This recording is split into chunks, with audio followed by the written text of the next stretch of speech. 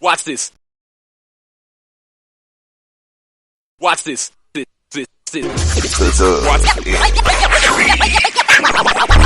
Next, football talk is a big hit. Sunday nights to Wednesday nights, we striking a match cause we lit. Y'all know the name, we call it the Dub. On Friday nights, it feel like a club. Getting that VIP treatment on the sideline, they showing us love. Great interviews, go hugs, put in that work, go rub. Texas youth and high school talking to page on Facebook, hold up. Coach Carter stepped on the scene, giving advice, he do what he mean. Jay Mack and Swaggy Wick, rocking the gear, it's so clean. Big guys and goes easy, off the easy but cheesy. With my steppers, our special kids, making picks was so easy. Trying to win, we so greedy. All our fans are so needy, cause they need to hear them talk about their club. We do it for the dub. We do it for the dub. We do it for the dub. We do it for the dub. That TF dub. We do it for the dub. We do it for the dub. We do it for the dub. That TF dub. Welcome to the Dub, number one high school podcast starring Pat Boteezy, Jeremy McInnes, Whitfield Roderick, Coach Carr, and Ryan Riser. Well, all right. What's happening? What's going on? Welcome to the number one talk show. Speak out. Yo, what's happening, fellas? How y'all doing? What's up? What up? What it do? Hey, man, we back in this thing, man. Having a good day, man. Today is the day. Y'all see what time it is. This is why it's 5 o'clock, and this is why we got to rock. It's 5 o'clock. It's 5 o'clock. It's time for the Dub to rock. That's what we doing. Okay. Hey, I see what you did. Hey, number one. What's up with the homie B Riser? Ain't seen him in a minute, man. Welcome back, homie. Man, I've been trying to, get some stuff squared away at the house and working stuff. So, I'm still here, man. I'm still here. I just gotta, get some stuff squared away. Already, man. Hey, man, it's good to have you, my brother. I love having my brother on the show, man. That's my brother. Coach Carr, what's happening, homie? Man, what it do, man? What's up, B-Rise? Glad to have you back, baby. You've been on this sabbatical, man, out here in these streets, getting it in. I don't know what you've been doing, B-Rise, but we glad you're back, baby. Glad you're back. I know. Hey, I'm glad to have you on this screen and not in no headlines. So hey, we happy. We happy to have you. We happy to have you.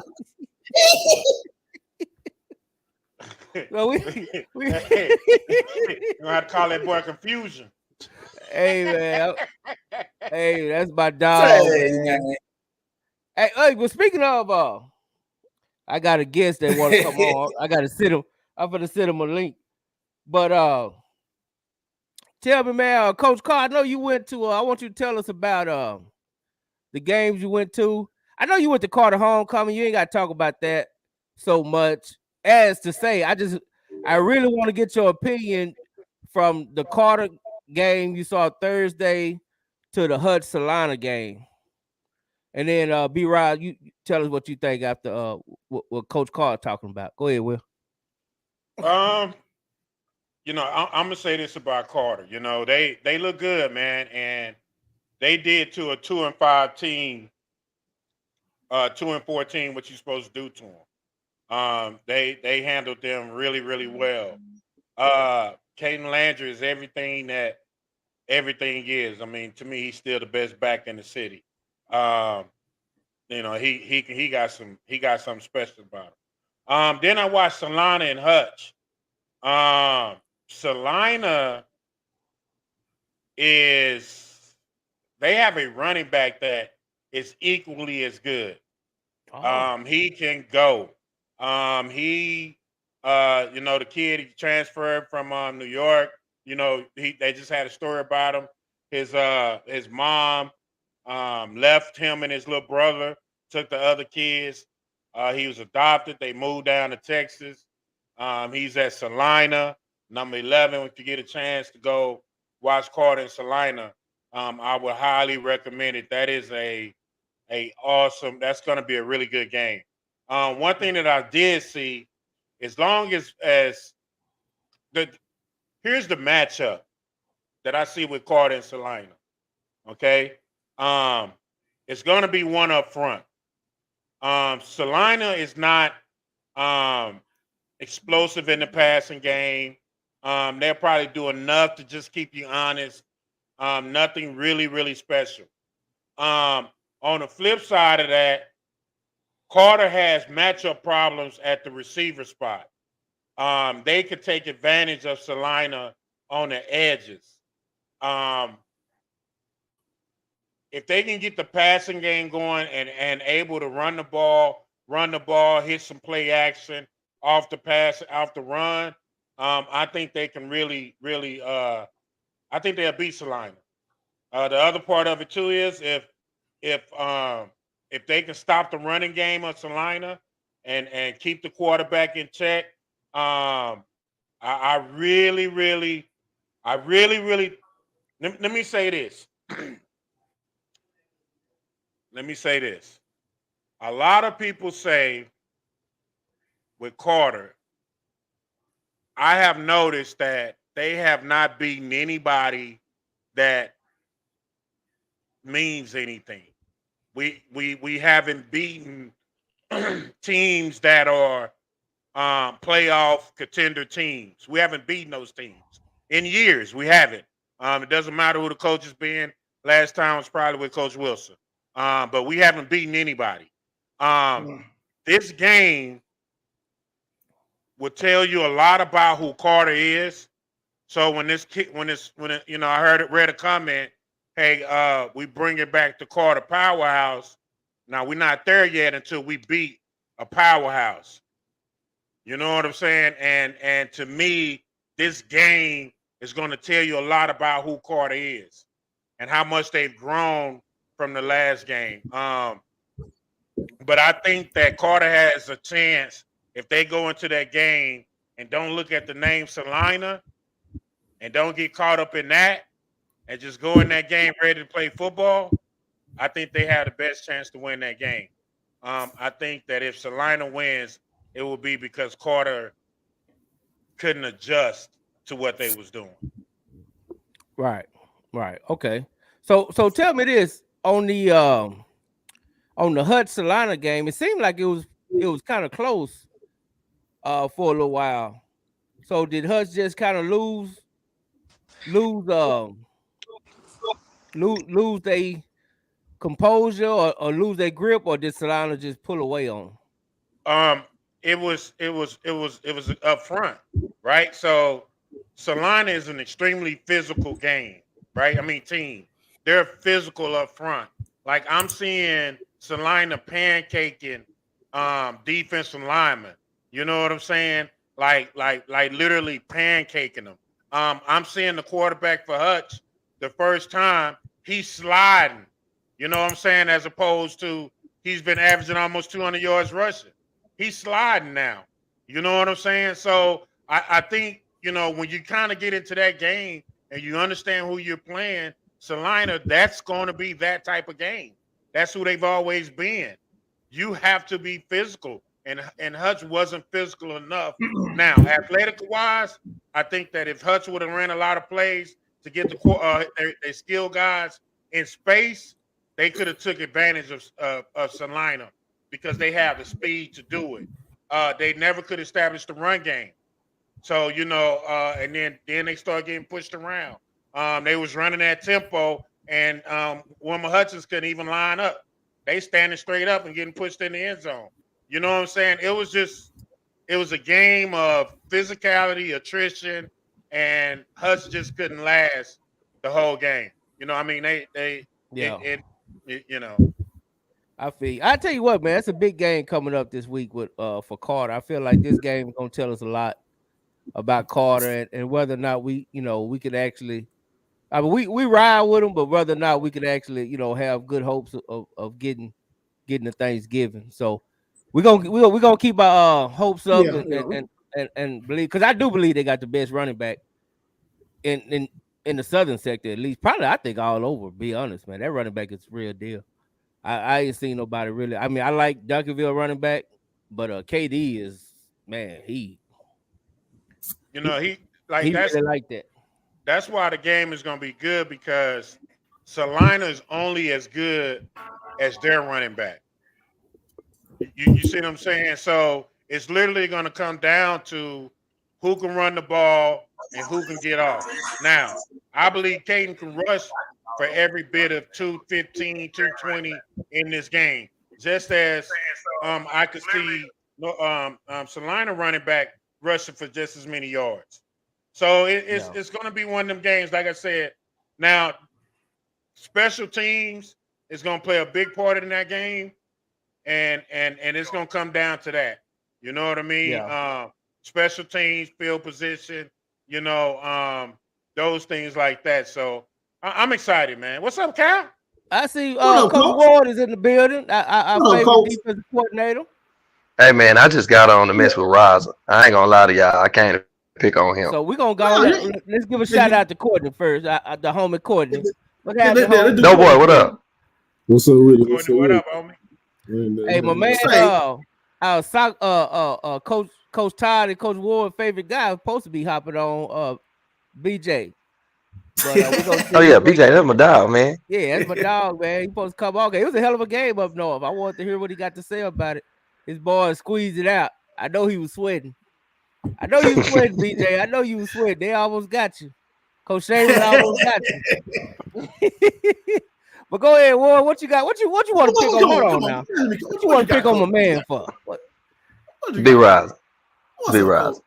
What, man? You can't call for the upset and then make a parent post about getting mad that they put 86 up, fam. You can't do that. You can't. That's so beneath you. I saw that. I said, "Oh no, I'm going on the show today." Oh no, I know you've been on hiatus and you're rusty, but we ain't doing that. Willow, what's wrong with it, man? Hold on. So let me ask a question. I don't know. Is it a problem with scoring 86 I'm chilling right now. I'm chilling. No, not unless somebody is just totally. And don't get me wrong, it's thing you sub, you do things a certain way, but I mean, unless somebody is just totally inferior from before the game, everybody know it. But that's what I'm saying. You can't say we gonna upset them because that means you felt like it was at least equal. Yeah. No, that's just me. No, I wasn't complaining about the blowout. Yes, you was. You was like, it's classless. I just said keep the same energy.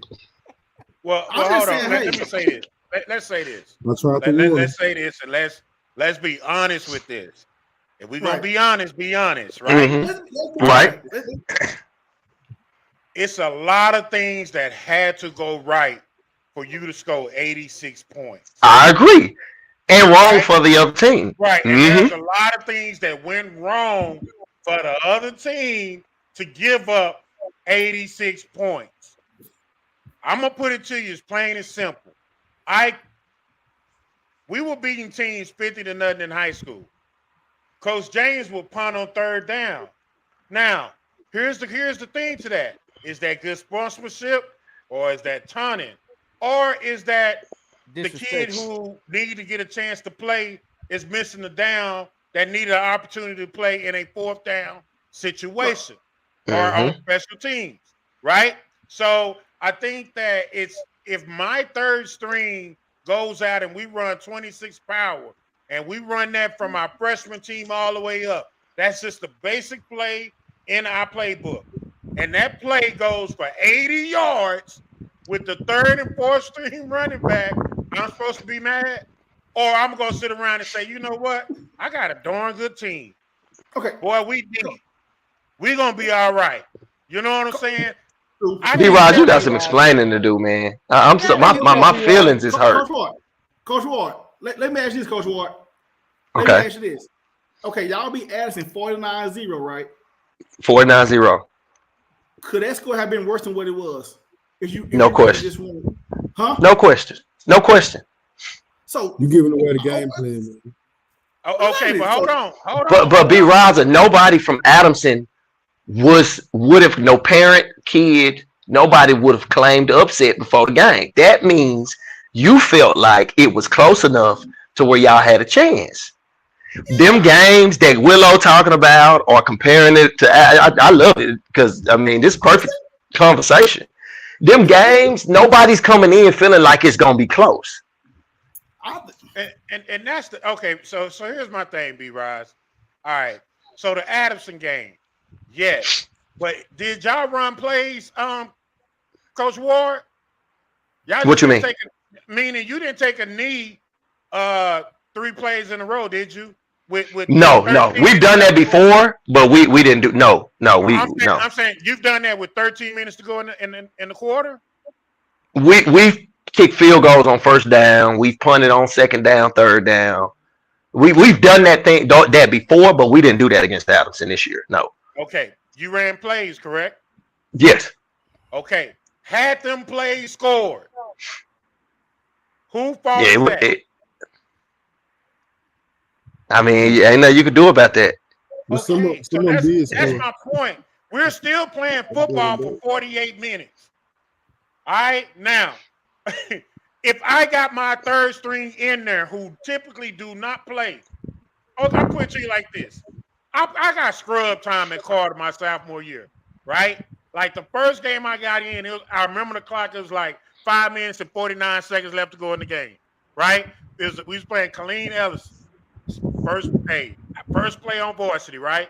Second play, I got a sack, caused fumble, recovered it for a touchdown.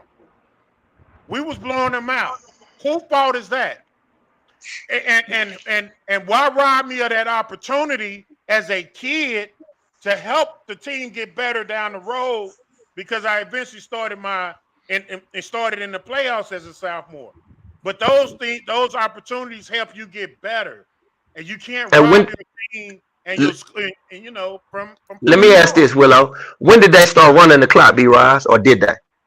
Say what now? When did they start running the clock? It don't seem like they did because I'm gonna be honest. Oh, that's it. I mean, so the other coach was too proud. Maybe so. All right, let me tell. I'm gonna tell y'all a story. Last year we beat Mesquite Poteet 77-7. Mm-hmm. We were up in the second quarter. I want to say 49-3. No, 77-3. I want to say 42-3 or 49-3. It was, I want to say 8 minutes, if I remember correctly. 8 minutes left in the second quarter. It was 49. Well, it might have got to 49, but I think it was 42-3 in the second when we sent the athletic director, and I believe our principal, athletic director of the district, Scotty Jackson. They called the ref over and sent him, and asking if they wanted to run the clock. And it's a pride thing. And we looked and we saw the ref go over, and he said something to the coach. Coach said something quick, walked off. Ref walked off, didn't come back. What that says is, give it to me. I'm saying on the other side. That's the gesture of saying, all right, we see what it is. That's on it, and there was some people mad about that. Like Sox scored 77 on them cats. They beat them 77-3. But if you can't stop it for your kids, why should we? You know what I'm saying? And that goes into other layers of different things here and there. So that's why I asked, when did they run the clock? When did it get ugly? You know what I'm saying? Brother McClain say they did it at the beginning of the fourth, but I don't know if he's credible. That's my homie, though. That's my homie. Shout out to McClain. Shout out to Brother McClain. Yeah, McClain cool. That's my guy. But I just B-Rise, I just can't believe you. You are one of the school, Kyle. But that's why I said this is a parent post. Because this ain't B-Rise talking. B-Rise, we gotta name you as a parent. We gonna rename you another name. That ain't best for Les Rise, is it? Nah, that ain't BFL Riser. I don't. That's Mansfield Riser. That's we gonna name whoever made that post. That ain't you. I saw it. I said, who is it? This B-Rise? Oh no, I can't believe this. But we had this discussion before the season, and you was like, man, Chris, you're looking good. I'm saying, B, that ain't it. All right. So hold on. So BFL Riser. I can't believe this. I'm appalled. I got a question for you. So they scored The score was 6-0. All right, so DeSoto scored, and then Lake Ridge came back and scored. Right. I think they Okay. recovered So the now fumble or something. at that point, it's like 7-6. Right. Okay, we got a ball game. but but uh, then it was 35 in the first What quarter. shit y'all want? 21 in the second quarter. Okay. Then at halftime, they came out and scored 23 in the third quarter. Then they ran the clock in the fourth and they scored 7. So I would say, and I'm going to go out on a limb and say at the point when it was 46 to 26, that was You still gotta a say game. you got yeah. Yeah, that's I'll be still a honest. game. 26 points is a game. I don't care what That's a the other game. side got. Yeah. 26 points, that's a game. That's a game. So I'm coming out and I done made my adjustments, and now boom, boom, boom, boom, boom. I first of all, I already put up 40-some points in the first half. Right. So I already did that. So whatever we talking about, you put up 26. Right? So we scoring. I make my adjustments. You know what I'm saying? I come out, I put up more points. To me, man, it just look like DeSoto's clicking on all phases right now. And that's just the result of what happened, man. And that's To what me, I it's want just, to. No, you know. I hope we can get to that later on. I do want to. What you say, B-Rise? but they have a history of doing that. They have they have a history of doing that. Yeah, I was at they've a always game done it. 2 years ago. They have a history of doing that. It was a game. They was up 60-something. Who they do it to? It was for, huh? Who they do it to? But once it was a. I'm trying to think opponent. It wasn't, but they have a. I mean, they have a history of doing that. I mean, that's their thing. I don't. Like I said, I'm not. Yeah. No, but I mean, but one they thing ain't about listen. Coach Mathis, I like Coach Mathis for this part right here. Is he Yeah. don't mind running up the score. I don't mind, and I'm gonna be honest. And then I like it because my pet peeve is the whole fake humble brag. You score 90 points on somebody. I don't want to hear you talking about thank you, Jesus. We did Right. somewhere, bro. You meant to score 86 points. Be happy with it and go on. So I like Coach Mathis for this. No, I ain't gonna no, but and this is the old, this is the old Coach Mathis. right This is how they used to do. Yeah, because at the same time, I'm looking at Lake Ridge. I'm like, damn, I ain't gonna say what I want to do, but there need to be some type of adjustments made in the style. Yeah, because I mean, you give up 86 points in that type of fashion, Yeah, I don't look at Lake Ridge as a team that goes into a game versus anybody. And I'm saying from the moment kids walk on campus in 9th grade being shorthanded, that's not a program from a kid perspective that I look at it like that. You know what I'm saying? You don't go in the game if they're not performing. Yeah, I don't know. That kids, I've never seen a Lake Ridge team and felt like as they walk in as freshmen, yeah, they ain't got the kids. Like Will asked about Adamson. You know what I'm saying? This is Right. historic. You know what I mean? I don't look at Lake Ridge that way. So I can't see somebody looking at them like, okay, we need to back off of them. You know what I'm saying? Yeah, but at the same time though, like I don't got nothing against DeSoto. I mean, I just say keep the same energy. But I will say this, like I said, I'm about to be 40 years old. I ain't finna. I don't like no school. I'm too old, man. I got some pending lawsuits going on, and I don't got time not this like no high school. I will say this though. Let's just say Sock made the state of 12, right? Let's say Sock, all 14 made the state. Say Sock made the state. It's DeSoto, Duncanville, and Lancaster, right? Right. They just Which is possible. okay. Let's just say all 4 made the state, right? Mm-hmm. If Sock play at 12, and DeSoto play at 3, and Duncanville play at 5, and the other 2 play at 7, once Sock game over with, I'm going to Texas Live and eat something to eat and back. I mean, look, I can personally say, and maybe it's because I'm a coach. I can't stay at them y'all are awesome. Y'all stay at them stadiums all day.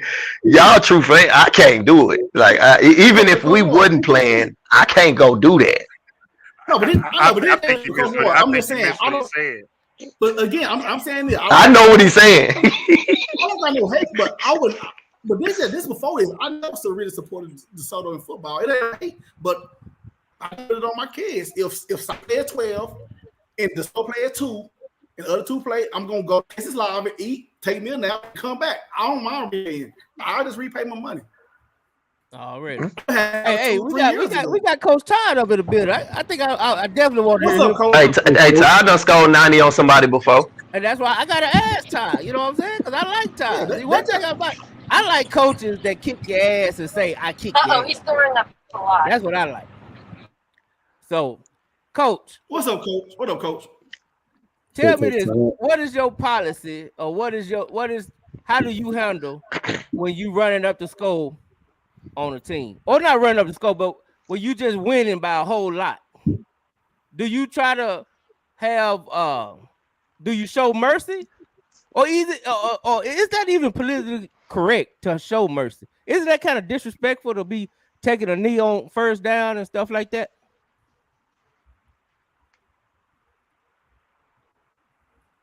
He might. Oh, there you go. He muted. up. I think he muted. Nah, he moving. I think he muted.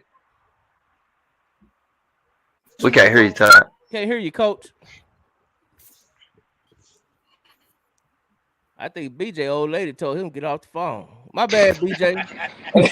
Man, chill out. I don't want you to come here and get Jimmy Wayne. I'm in the car, man. I my Wi-Fi bill, so it ain't that. I just paid the Wi-Fi bill. I think I'm trying to get Coach. I'm trying to get Coach Todd. Todd, can you hear? Coach, go out and come back in. Yeah, I don't even know if he can hear us. Yeah. Tell him to go out and come back in. One of y'all hit him up. Well, BJ, up, while you there with the family, man, just give us. I know you're doing family time. I ain't trying to mess with you. But tell us about the game, man. I'm headed to the home. Cause Shay was almost got you. Hey, them boys came ready to play. You know what I'm saying? And I can't take nothing from McKinney. That was the first time I seen them play in a while too. And that running back, B Jack, he the truth. He everything. He is as advertised. You know what I'm saying? Allen, man, he's gonna struggle. The defense. I think when they on the field offensively, they gonna score. They can score with the best of them. But McKinney, the first half, I think Allen only had the ball maybe like 3 or 4 possessions the first half. They were putting long methodical drives together and doing what they were supposed to do. You know what I'm saying? So, Right. And that's it. You know, sometimes best way is to keep that offense off the field. Was y'all able to contain the quarterback? So it sounds like to me your defense kind of leaky, and you think y'all gonna I mean, it ain't right. And yeah, it ain't no secret. You think you're gonna beat DeSoto and Jacksonville with a leaky defense? No, I don't think so. We'd be. Hey, they got players on defense though. I seen some of them clips from that game. BJ, yeah, I got some cats on that D now. Yeah, we got some. We just got 2 that returned from. But I think it's. I really believe that. I really believe with our boys looking to play Geyer next Thursday. You know what I'm saying? They start, or this coming Thursday, they kind of overlooking what McKinney had and what McKinney was about. Mm-hmm. And shoot, y'all know how that goes. He kind of almost let it slip away. Mm-hmm. All right. Yeah. Okay. Oh, hey, I was just wondering. I said, man, I'm going to hit BJ up, man, because they look like they was sweating up north over there. I know, man. Hey, Will. I'm gonna speak for the defensive guys though, Will. I don't really like him getting on here talking about this defense like this, and they gave up 28 points, dog. BJ, I ain't feeling this right now. I ain't gonna lie. See, y'all fans, y'all are out of control. They won a game 31-28, Will, Yeah. with an offense with a Division I quarterback, a Power 5 running back. And the first thing he talked about the defense. See, that's what I'm saying, man. Y'all don't be doing us right, dog. Man. Cause you know I just want to know: is it the quarterbacking? Is it the quarterback situation? Y'all ain't got no training up there. Y'all running the same offense.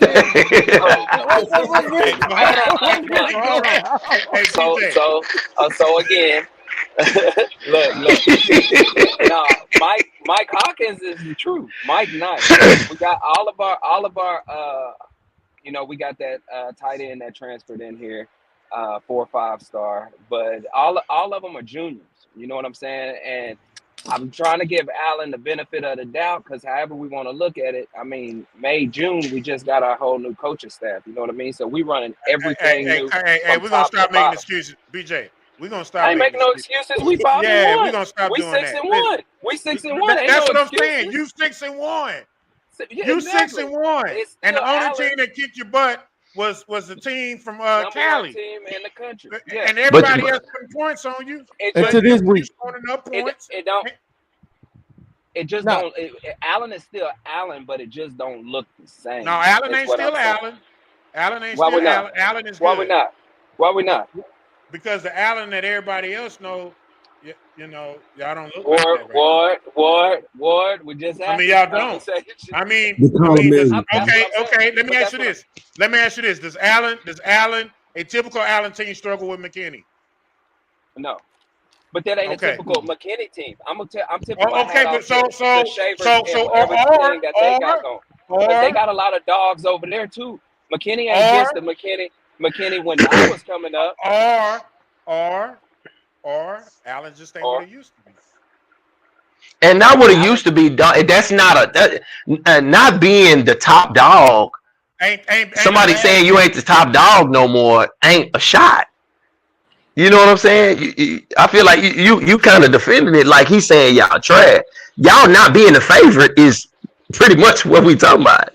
I think it's the quarterback problem. They ain't got no training. I think they run the same offense up north. Let me just say this. But y'all saying, listen, I'm in agreement with y'all, but whenever I say what y'all are saying that I'm making excuses. And that's not No, you don't say that. You have not said this Allen ain't Allen no more. That didn't come out your mouth. What you said was we got coaches in this time. We trying to jail. Those are excuses. Okay. So how? Okay, let me just hire some coaches. Wait. So y'all are gonna tell me, Coach Ward, it's an excuse due to the fact that we're this year in a whole new coaching staff that we got in June. Ain't no, and we still 6-1. It ain't no excuses. What I'm saying, y'all are Allen, BJ. That's what I'm saying. I mean, BJ. Allen, but it definitely. This what I'm saying. This what I'm saying. Hear me on this, BJ. Y'all are still Allen, so y'all having a coaching staff in June is y'all's fault. This is a circumstances situation that Allen can prevent being in. You said it yourself on the last one about the last hire and who they decided. That's y'all. Y'all get the pick of the litter. So y'all getting y'all staff in June was a decision. No, that's what makes it not an excuse. It'd be different if we was talking about Allenson. Hey, we talking about Allen. Hey, I'm finna start a pot for a minute. Fuck this. How about we get a sock Allen in 2 years? How about that? How about we what? But my thing is, we get a sock Allen in 2 years. Did he say sock Allen? Man, what they got to do with what we talking about? Did the 49ers win? Hey, I just want to see it. Did the 49ers win, man? Hey, don't go there. Nope, blew my ticket up. Nope. Hey, I've been mad all day. Don't go there. Hey, what you say, BJ? The 49ers lost? Man, they blew my ticket up. But no, they just 49ers. Swagger drunk in the mud. He coming here hollering. He won't. Now Todd here. Don't say that too loud, because Todd been on schedule that game. But don't schedule Todd. Don't schedule. What I'm saying is, look, because of the firepower, the kids and everything, Allen's gonna be holding on.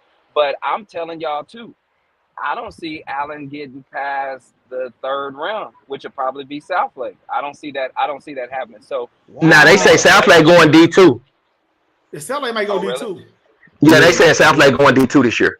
Yeah, Well, somebody said that here's some what I'm team saying, winning man. that's gonna push them back up. Well, you know I don't know what? if it was Timber Creek. I'm gonna give y'all an early sneak peek. Oh. I'm gonna give y'all a sneak peek from Wednesday night show. Swaggy wins upset of the week. Allen defeats Den Geyer. Yeah, Okay, what? Okay. Swag so all over. Swag, his 49ers got their ass kicked. He just all over the place. Hold on, BJ, we going through this all year. Every time you make an BJ, upset, I got a it question always for you. turn out bad. I got a question for you. Yes, sir. Right now, y'all sitting at 6-1, correct? Yes, yes. And you guys had a whole you went through spring summer. Y'all played 7 games. You know who your team is right now, right?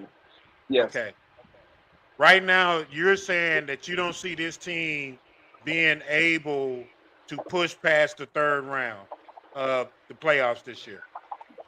Yes, sir. You better leave the soda alone. You still think this is the same Allen? Hey, straight up though, yeah. I think you better leave the soda alone, BJ. You be giving them a hard time. Leave the soda alone if you think y'all ain't gonna make it past the 3rd round. They gotta beat us. Last I know, the 2-3 games I've been to, y'all can say Kyler Murray or whatever. I mean, it didn't happen. I ain't seen DeSoto beat us yet. Well, that's cool. That's what. So that's why I be giving. That's why I be giving DeSoto so much. That's why I be giving DeSoto so much here. You got a point. I don't think. You got a point. I don't see. I just don't see like Allen. I don't see them beating South Lake. I don't. If they get, but you saying they're going. South Lake may be going Division II, right? That's usually who Allen meets up with in the 3rd round. Right. Gonna beat whoever it is in the 1st. Last year we had Lake Highlands, then Euless Trinity. You know what I'm saying? I think that it'll go that far, but I don't see us. Why y'all keep saying that? Hey, J Mac, I want to hear Todd answer your question though, because he back now. I see North Todd. Hey, hold on, BJ. Hold on, real quick. Coach Todd, you back? Okay. Before we get back on Allen ass, I want to hear what you think about this whole 86 point. Cause everything, your boy Riser brought up a post, cause that's his son, that's his kid's school, Lake Ridge, and they took a severe ass whooping Friday. Like they got 86 hung on them. So, do you think that 86 points is a bad thing, or you think that's just a game? And what's your thoughts on when you up 70? Do you slow it down, or do you just keep playing football? I don't think DeSoto did nothing wrong. If you really look at it, say 26-80, they really just lost 60-0. You know what I'm saying?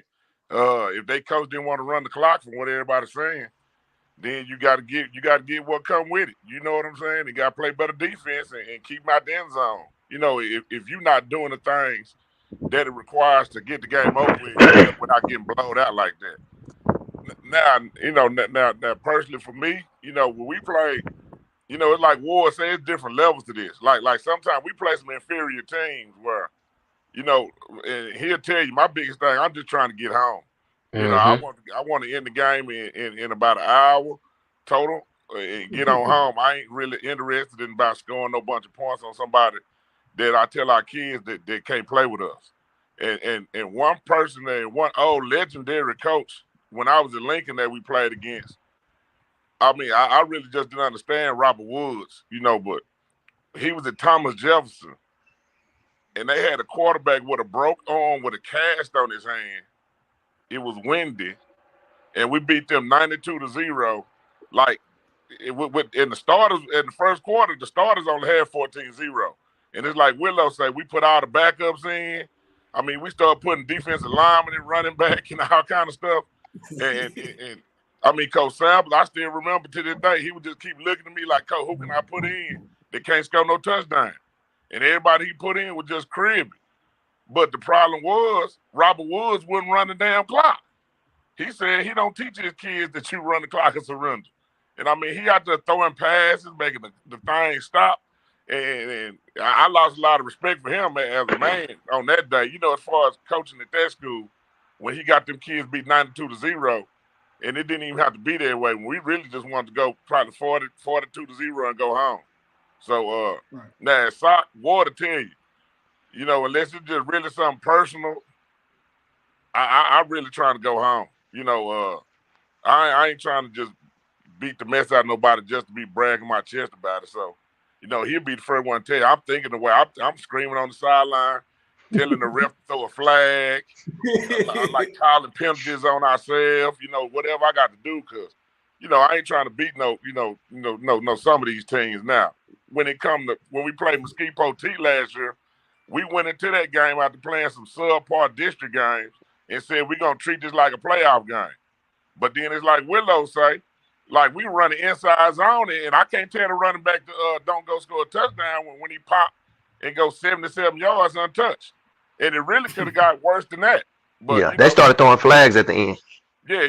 We really could have gotten the 80s and 90s on Poteet, but all they had to do was just say run the clock. But sometimes as a man, they got too much pride to wave that white flag. And sometimes it's two type of running the clocks, right? And it's two type of running the score up on you. One is if it's extremely personal. That's something else. And really, man, like here's what has to happen for you to score 86 points.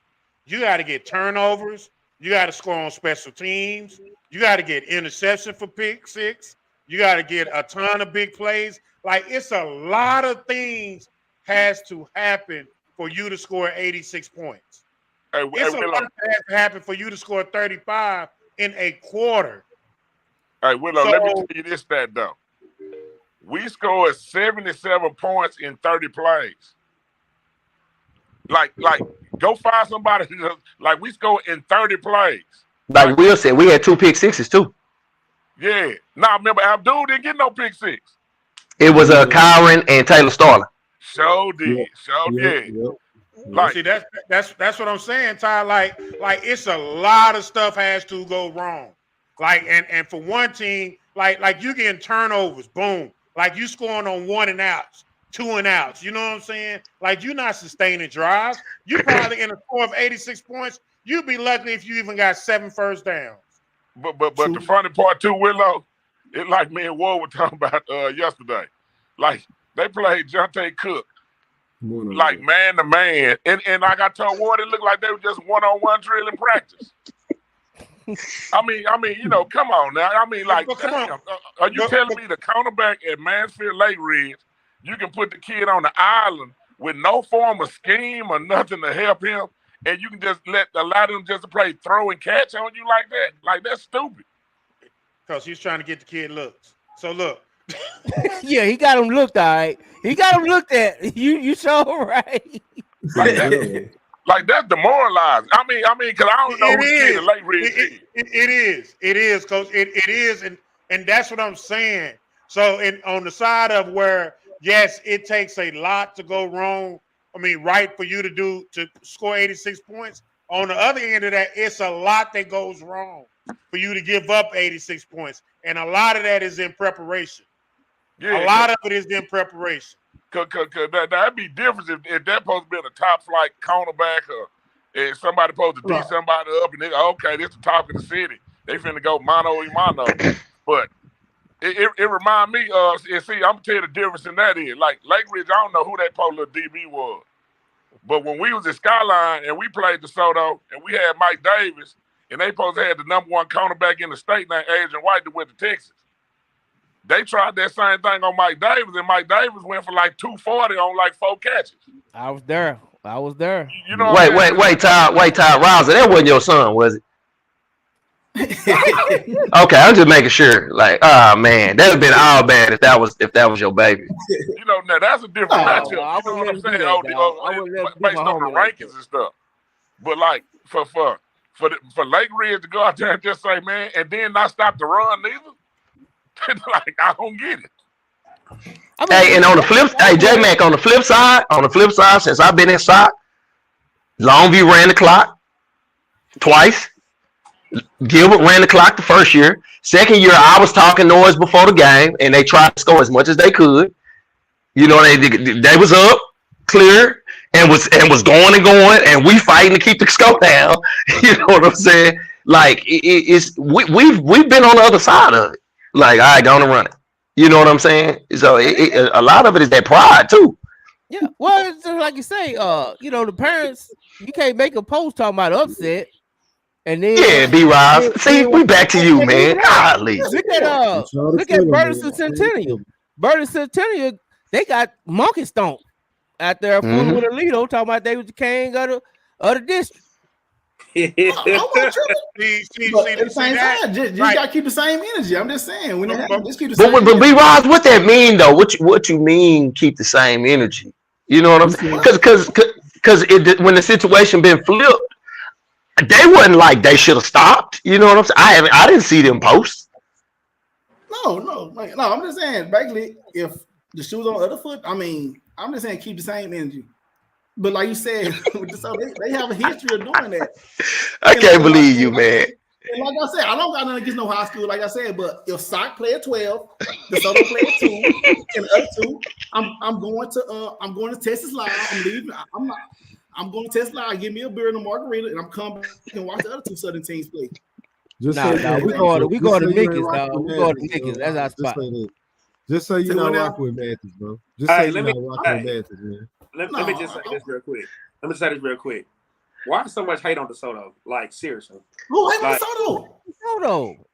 Everybody over here said they agree with what happened. Hold on, let me clear this up for we. Everybody agree with DeSoto. He went playing Madden. He ain't listening to nothing nobody said. Let me clear it up for we. It's not hate on DeSoto. All of these is some people feel like if you show up with an AK-47 and a Glock with a switch and you get shot with a 38, then we don't got no excuses for you. All I'm saying is they got the weaponry, bro. We just want to see them win, bro. With Matthews. That's all it is. It ain't nobody hating on them. We just want to see them get over the hump. Instead of being the kings of the city or the kings of the South Side, everybody want to see them get over the hump. I don't think nobody hate on DeSoto, bro. Because honestly, bro, all the people go to DeSoto. Everybody out from the southern sector who from the hood, I know go to DeSoto, so we can't hate on them. It just we want to see them win, bro. Everybody want to see them win. I think so. But at the same time, let's say Wick. Only weirdos think somebody hating on DeSoto. You think people hate on DeSoto? You's a weirdo. My cousin, you's a weirdo.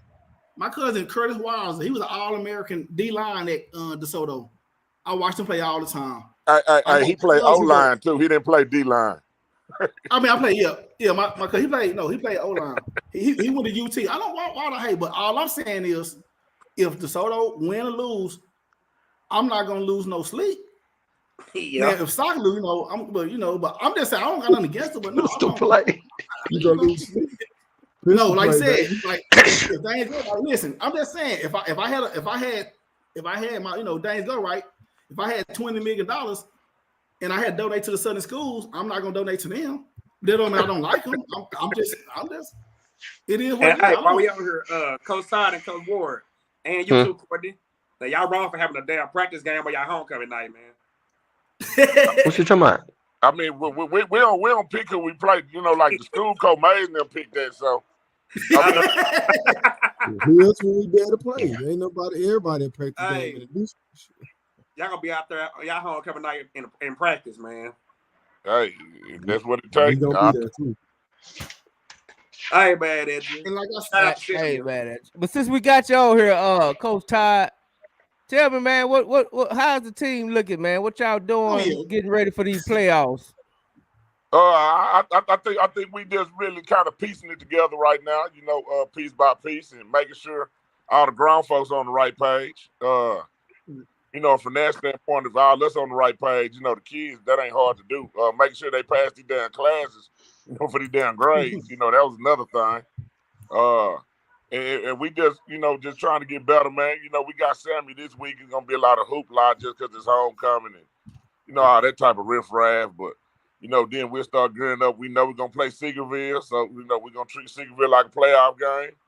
And then, because it is a playoff game. And then, the team I've been waiting to play for a long time is Woodrow Wilson. So. Yeah, my man.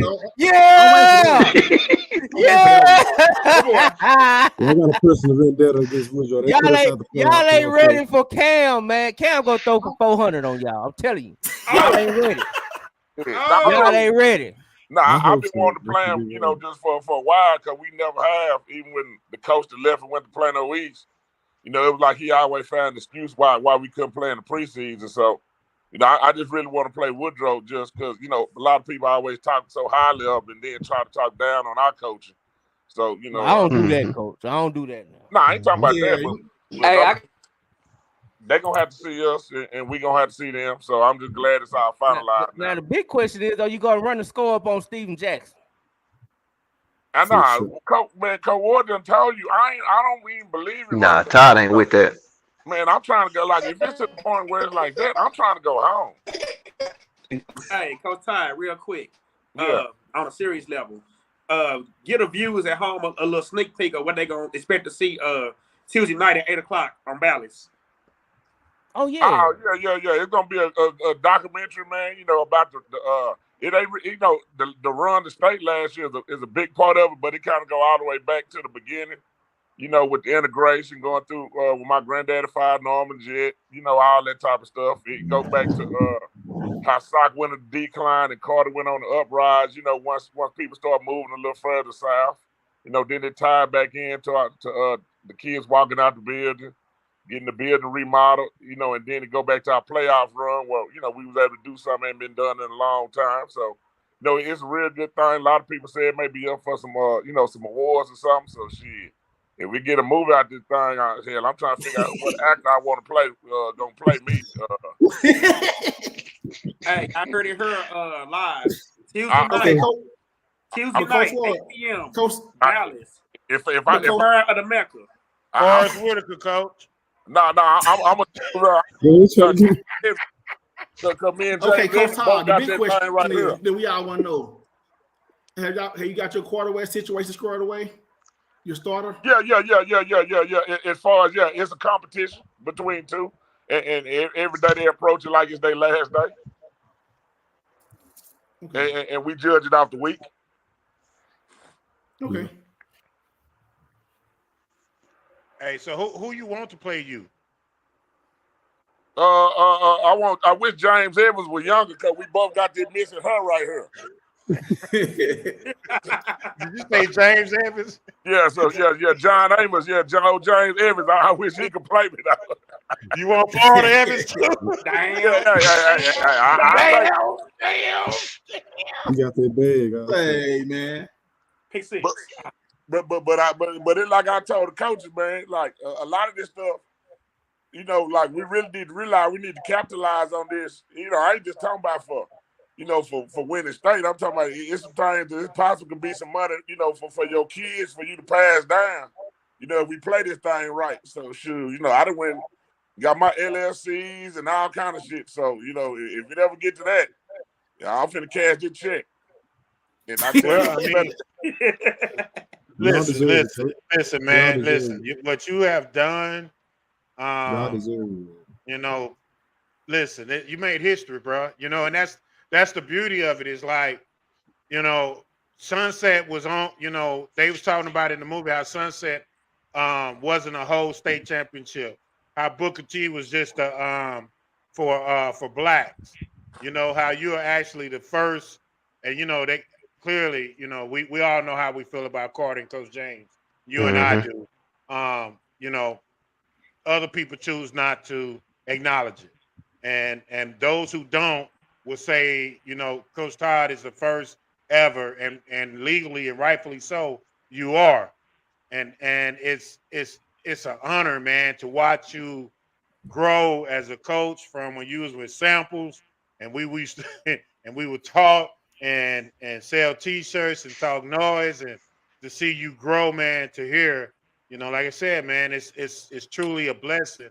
And one of the things I thought was important, man, is what the effect you have on not only DISD coaches, but just the influence that you have over coaches in general. And I would implore you to do something about all this little league football stuff, man, and get these cats right, because they doing all this fighting and all this other foolishness going on. You need to call a little get together, something. Michael Corleone, get this together, man. I appreciate it. I mean, the key thing I think that what people don't realize is that our run of what we did was really, you had to really be there the night before. If you could have heard my speech to the kids the night before, kind of understand more what this thing was all about. We embraced the culture of Dallas ISD football, not just from soccer, but from each aspect that have touched, personally, I know my life. Like a lot of cats, I ain't man enough to admit that, but a lot of stuff that I stole or copyrighted came from Carter. Some things came from watching Kimber cats play. So a lot of people don't understand some of the stuff we did. I really was just going back when I was a little kid, picking little certain parts, like we wore ski mask.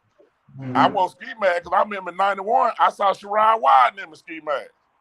When at Sprague, like people talking about when we played Kimber that year and we wore red spat and red undershirts, that's from going to see Byron Norton play. And they were wearing the other team uniform, colors and stuff. So a lot of stuff that we did, it really was just more of a copycat from all the years of me going around, watching different teams play. And I took a lot of things that I liked from different programs that I felt had some success. And then I just tried to bring it all in, all into one. But a lot of people that ain't from our culture don't understand, like, what it meant when we wore red underneath our shit and red spat, or what it meant with them ski masks. That really was paying homage. You know what I'm saying? The same way, after we won, I pulled out the blow pop for Freddie James. That was a sign of respect. You know what I'm saying? I remember when Chambers there was coaching it. And I thought that was the way you coach when the defense comes to the sideline, no matter what they did, good or bad, you just go cuss them out every time. Hey, Coach. I remember saying. Hey, that's the sign of a good defense coordinator, you ask me. I mean, hey, Coach, I got a question too. But so what I did was I just embraced all the cultures and I just made like a gumbo of that shit. And I said, shit, that's what we gonna do. And that, hey, Coach, and that's what it was. Hey, Coach, I got a quick question. I want to piggyback off of something that Willow said. And hell, I don't even call him Willow, so I don't know why I said that. But because that's all Ty called him. Never mind. Go ahead. So Will, he said, the opportunity to kind of bring some of these youth coaches together. Don't you have like a coaching clinic that you do? Yeah, we do. But the problem I think with that is I think a lot of cats be busy, and they, you ain't able to get full participation. But what I rather do is I rather have like more like a true sit down, like fuck some no talk. But like real like conference type of thing, when you kind of bring everybody together. You know what I'm saying? It ain't just gotta be us as the only high school coaches, I ain't tripping. And that's go ahead, I'm sorry. Yeah, and this is what I want to say about that, because I actually run a youth league. So, I'm dealing with a bunch of coaches every week. I have about 20-something teams in my league that I run. And, one of the issues is, sideline demeanor. I want to give you credit. I remember I was at the Lancaster game, and, y'all was kind of going through in that game or whatever, but the demeanor of the coaches on the sideline, you never saw panic. You never saw anybody losing their damn mind. And I think, you could speak to that, and I would like to be a part of a panel like that to tell people what coaching really is. Coaches is not cussing everybody out and slapping them upside the helmet every 5 seconds. Yeah, that's part of it, but it's not all of it, and that's what we seem to get on this youth level. Yeah, and I think the thing on the youth level is the biggest difference I was always told, when I started coaching was the difference between a youth league coach and a coach that your job and your money depend on it is professionalism. Right. And you got to have some sort of professionalism. If you don't do this, then you ain't gonna have no food, to put on your table at home. And I think that's what. And we don't bet. Like a lot of cats in youth league, it's a lot of money riding on a lot of these games. That they're on the real. Like shit, these people going crazy because they don't want to lose their bread they done put up. Now I feel you. It's like me and Ward and them and all the coaches talk about. Like we can take any loss we come across. Ain't no loss fatal us. Like. Sitting on that sideline with Lancaster with kicking our head, that hurt your pride, but at the same time, it make you just reevaluate. And like I said in the documentary, you learn more from losing than you ever will from winning. And I think that's what a lot of people don't understand. Is And then in y'all world, like if a cold team lose early, it's like the world over. Well, Right. I think it's about playing the last 6 games of the year. It ain't really about the first 4. And I think a lot of stuff is tied in to like, oh, you can't be ranked in the nation if you lose one game. So then people duck people and don't play people, and all that type of stuff. And I know you owe the Big 12, ain't you? Yes, sir. Yeah, I know. Yeah, I watch everything, man. I got the goddamn brain memory of a fucking elephant. I also think I'm just gonna be honest. I also think this youth coaching ain't nothing but who could collect the best athletes.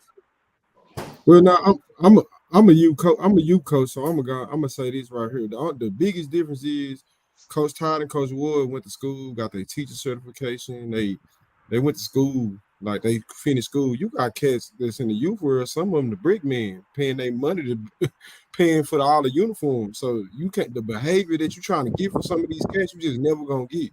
So until they start screening guys, like I'm gonna use my youth organization. So I'm at Bully right now. So everybody at Bully got some type of credentials, some type of, and if you don't, you get walked out the building. You can't even act a certain way. Well, if I gave the organization $6,000 and I'm a coach, how you gonna tell me to leave? It's gonna be hard for you to tell me to leave because now I got the parents on my side because I may have paid for 20 kids to play. We got 30 kids. I paid for 20. It's gonna be hard to move them people out there out the way until youth football start putting some like requirements up to be a coach. Besides going to get your USA football certification, it's always gonna be an issue because you're not gonna be able to control all of these wild personalities. Because I go to games all the time and look across the field and say, who the hell let him coach? You see what I'm saying? Like, some of these guys don't even be knowing football. They don't even, all they do is jet sweep left, quarterback run right. They don't be teaching the football. So when it come to us, like I tell people all the time, if you go from my organization from top to bottom, we might have one losing team, but the difference is even on that losing team, them kids learning football. They learning calls, they learning what to look at. I mean, at the end of the day, you're not gonna get that from every organization because some of these cats just volunteering their time. So at the end of the day, we just got to do a better job with security, a better job of holding our composure. If you a cat that know better and try to like stop it before it gets started, but at the end of the day, it's always gonna be something because you got too many people out there who really with their life. You got gangsters at the field. I get that. Like I understand everything you just said. I agree with everything you just said. I'm simply saying that we got to stop letting people get away with that, though. You right. You see what I'm saying? Like we let who those dudes are before they get there on Saturday. You know what I'm saying? You already know who they are. They just didn't start that on that Saturday. That's just been what it is. I'm just simply saying that when I look at football, the culture on the outside of football is causing more harm to football than the kids that's playing the game. Right. I'm gonna get this analogy, Will. So one of the biggest transitions for me going to college, I went to a black school my freshman year, HBCU, Alcorn. But when I transferred to Louisiana Lafayette, historically white school, one of the biggest transitions was the club, right? Wasn't no club for black people alone. There was a dress code. You know what I'm saying? This conversation, I understand what Courtney's saying because this conversation is very similar. You could hire all the security in the world, but when you put that dress code in, it scares off certain types because they will refuse to dress that way. Right. You know what I'm saying? And it's the same as what he's saying. It's hard to demand maturity from immature people. You know what I'm saying? It's almost impossible. You know, you can pay all the money in the world and have all the security, and somebody because that's how they think they're gonna behave a certain way. You know what I'm saying? It's until it's with Little League until it's some type of requirement to coach, and I don't think it got to be super strict, but it has a lot to do with that. But what I'm saying is, let's not just regulate it to Little League. It's going on at every level. Yeah, yeah. You know what I'm saying? I'm not just saying Little League. I'm starting there because Coach Todd has a lot of influence that he can make things better. You know what I'm saying? Because 100%. You know what I'm saying? But not just that, but in the high school level, we just had another fight with what, Frisco? In Frisco. You know what I'm saying? Like Frisco and Frisco Heritage. Hey, and ironically, has anybody seen footage of that actual fight? I have not seen footage of that. Why do y'all think that we ain't seen that footage of that fight blowing up the internet? I'm just asking. I'm gonna tell you why. I'm gonna tell you exactly why. You're not. Because it was 2 fights in that game. 2. Because they people know how to mask things. See, our people, when they see you tripping down the stairs, they gonna pull the camera up and push you a little more. See, their people, they gonna hide this shit. Our people not gonna do that. They gonna make it bigger than life because they like seeing kicking each other down. They're not gonna do that. They're not releasing their footage. They're not doing that. See, that's the difference between the northern and the southern segment. But it's some merit to it though, Will, because somebody pulled the camera out, and it was 3 days ago, and none of us have seen it. Ain't nobody seen none of it. Yeah, somebody pulled the camera out because as much as Courtney used to say that, it's some of us over there too. Well, it was one of us. Hey, hold on, no, Will, hold on. We done experienced this many times being inside, being at different schools. I done been at a school where a kid transferred to West Mesquite while I was there, and I will say this.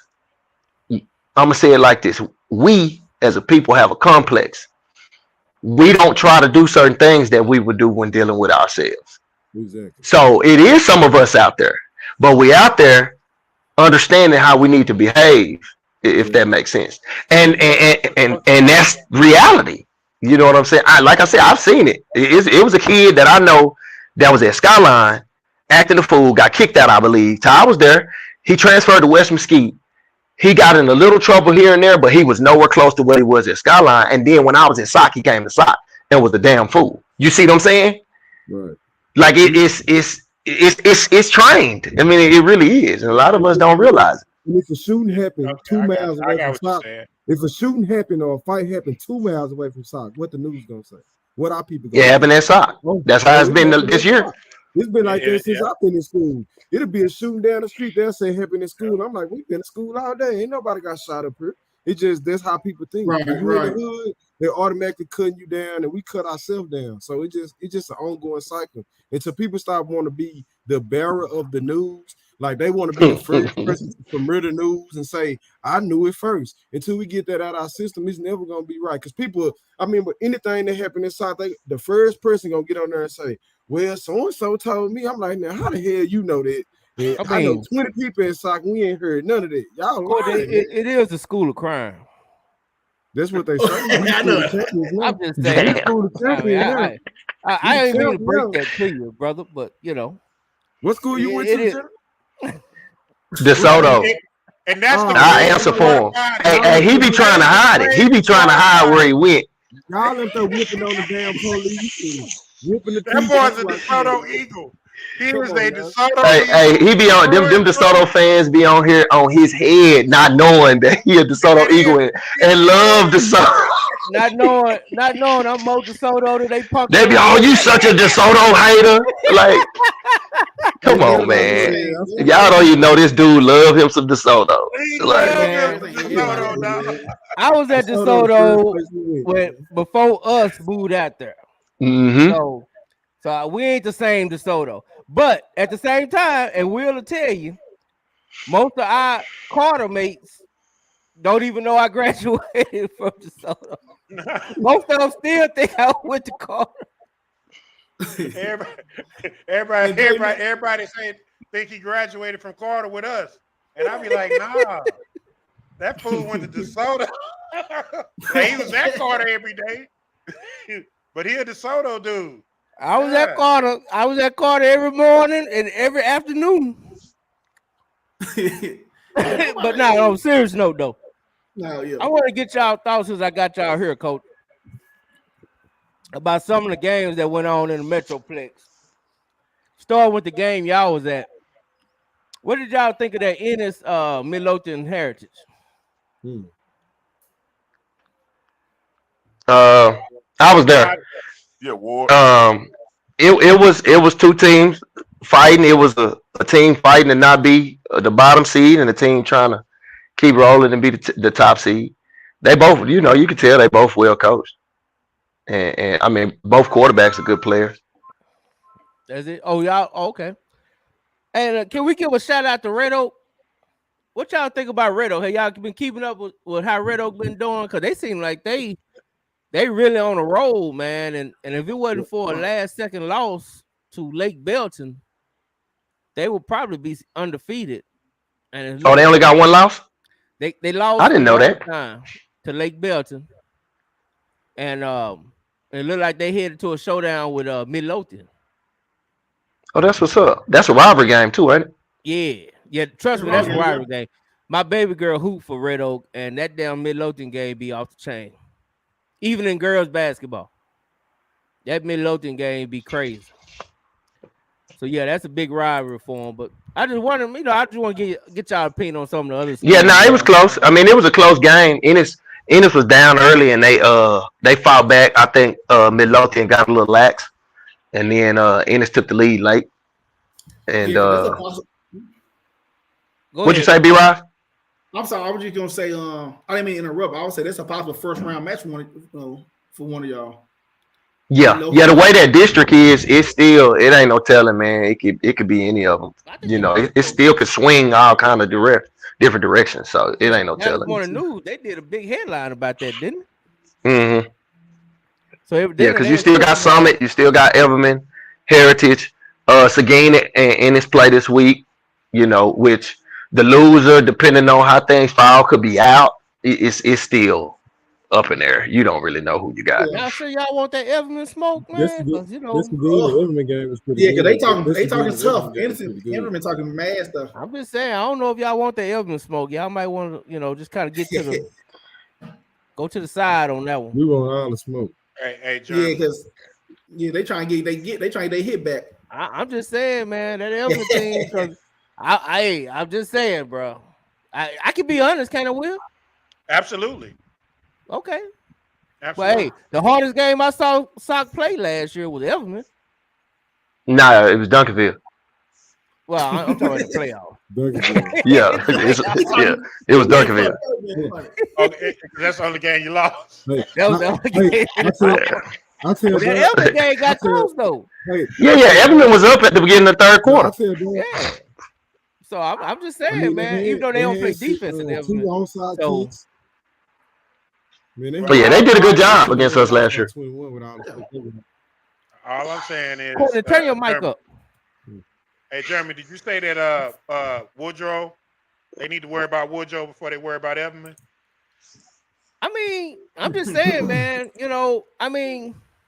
I like Woodrow, but at the same time, I just like Coach Bryce, so I just like to give him some props. That's all, really. Yeah. And I like man, Sock got to worry the rest of the season. Sock got to worry about Sock. We got to beat Sock. If we beat Sock, we will be undefeated. That quarterback ain't no joke. He was leading the league. He was leading the area in passing. So I'm just saying, Coach. I feel you. Hey, it's good players all around the Metroplex, man. We just got Sock got to beat Sock. That's the big thing. That's at the end of the day. That's the only thing that matters. Be better than yourself. Yep. Everything has to take care of itself. Hey, but North Crowley though. North Crowley beat Weatherford. That was huge. That was surprising. No, not to me. Man, who picked Weatherford? Somebody. Then nobody picked Weatherford. Not nobody that we know. Somebody. Come on, man. Hey, they don't raise the bar, man. They doing their thing. Listen, I'm a North Crowley fan, dog. You know what Me I'm too. saying? Like, and I'm a Coach Gates fan. All right, so I love the fact that I see defensive coaches, which a lot of people don't understand. The best head coaches are defensive coaches. Thank you, Coach. I'm just telling you. Thank you. I'm just telling you. And we have better eye for talent for offense than defensive. Hey, I would argue against that. I'm a defense guy. I would argue against that though. Hey, man. Okay, go ahead. My favorite coaches are all defensive coaches. My favorite coaches, my favorite teams. Well, preference is different than what he just said. He said the best head coaches are defensive coaches. That's his opinion. That ain't preference. Is Coach Dodge? No, that's not a preference. It's Todd Dodge. No. That's not J Mac. What J Mac said. My favorites are. That's preference. Yeah. What you said wasn't about preference. Yeah. No. What J Mac talking about is preference. Yeah. I'm just saying that I've been around a lot of good offensive coaches that are really good head coaches. Mm-hmm. All right, but my college coach was a defensive coach. Okay, my high school coach, well, Freddie was whatever. Freddie was a manager. Yeah. He actually let his coaches coach. Hey, what is Samples? Todd, you saw him early. Would you classify him as defense or offensive, Todd? Offense. Todd, offense. What I mean, Samples. I never would have thought Sample was an offense. I always thought he was a defensive guy. I thought he was a defense coach. Please elaborate. Nah, Coach Sam was an offensive coach at when he was position coach. I know that. I didn't know that. Why did I go? So Will, let's go down who people would call great, right? I'm lying then. Okay. Let's go down who people would call great. Samples, offensive coach, right? Randy Allen, offensive coach, right? Todd Dodge, offensive coach. Todd Dodge, offensive coach, right? Tim Buchanan, offensive coach, right? Give me somebody that people would call great. Yeah, I got a good one. Jason Todd, defense coach. Okay. But he coach online now. We didn't get no title. We didn't start winning like that till he started coaching online. Because he brought a defensive mentality to the game. That's what I'm telling you. And Samples brought a defensive mentality to the game. When you play defense your whole life and you can coach other positions, you still have a certain mentality. Hey, Ward. Hey, Coach Buck was a linebacker. Devon Fortune? No, boy. Stop it, man. I'm talking about Coach. I'm talking about Coach Buck at Alito. Yeah, but what did he coach before he was a head coach? He was the offensive guy, right? He's a defensive mentality guy. I don't know. I just man, you didn't say that, Will. You can't change it. You changing it to defensive. Yes. He moving the goalpost. Yeah, you see him. Hey, that boy, you see him. He saw him lose it. Now the word mentality got through in there. I think we all play defense at some point in our life. Everybody plays defense at some point. I do think that the smart coach in the league in linebacker. Buchanan did? Yeah, he played 1 year for the Bengals. Wow, I didn't know that. Oh, I know that, man. See what I'm saying? Defensive mentality. Kevin Sumlin was like that.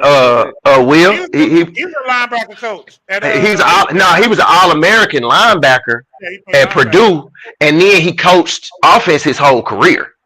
Yeah. But he knew both sides of the ball. Now, Will, wasn't Coach Chambers an offensive coach before he went to defense? What about the kid at Atlanta? Coach Chambers was a wide receiver and a DB. That's what okay. He played both sides of the ball, but he was in a 3-point stance on both sides of the ball at a skill position. Well, we giving away our age because I remember that vividly.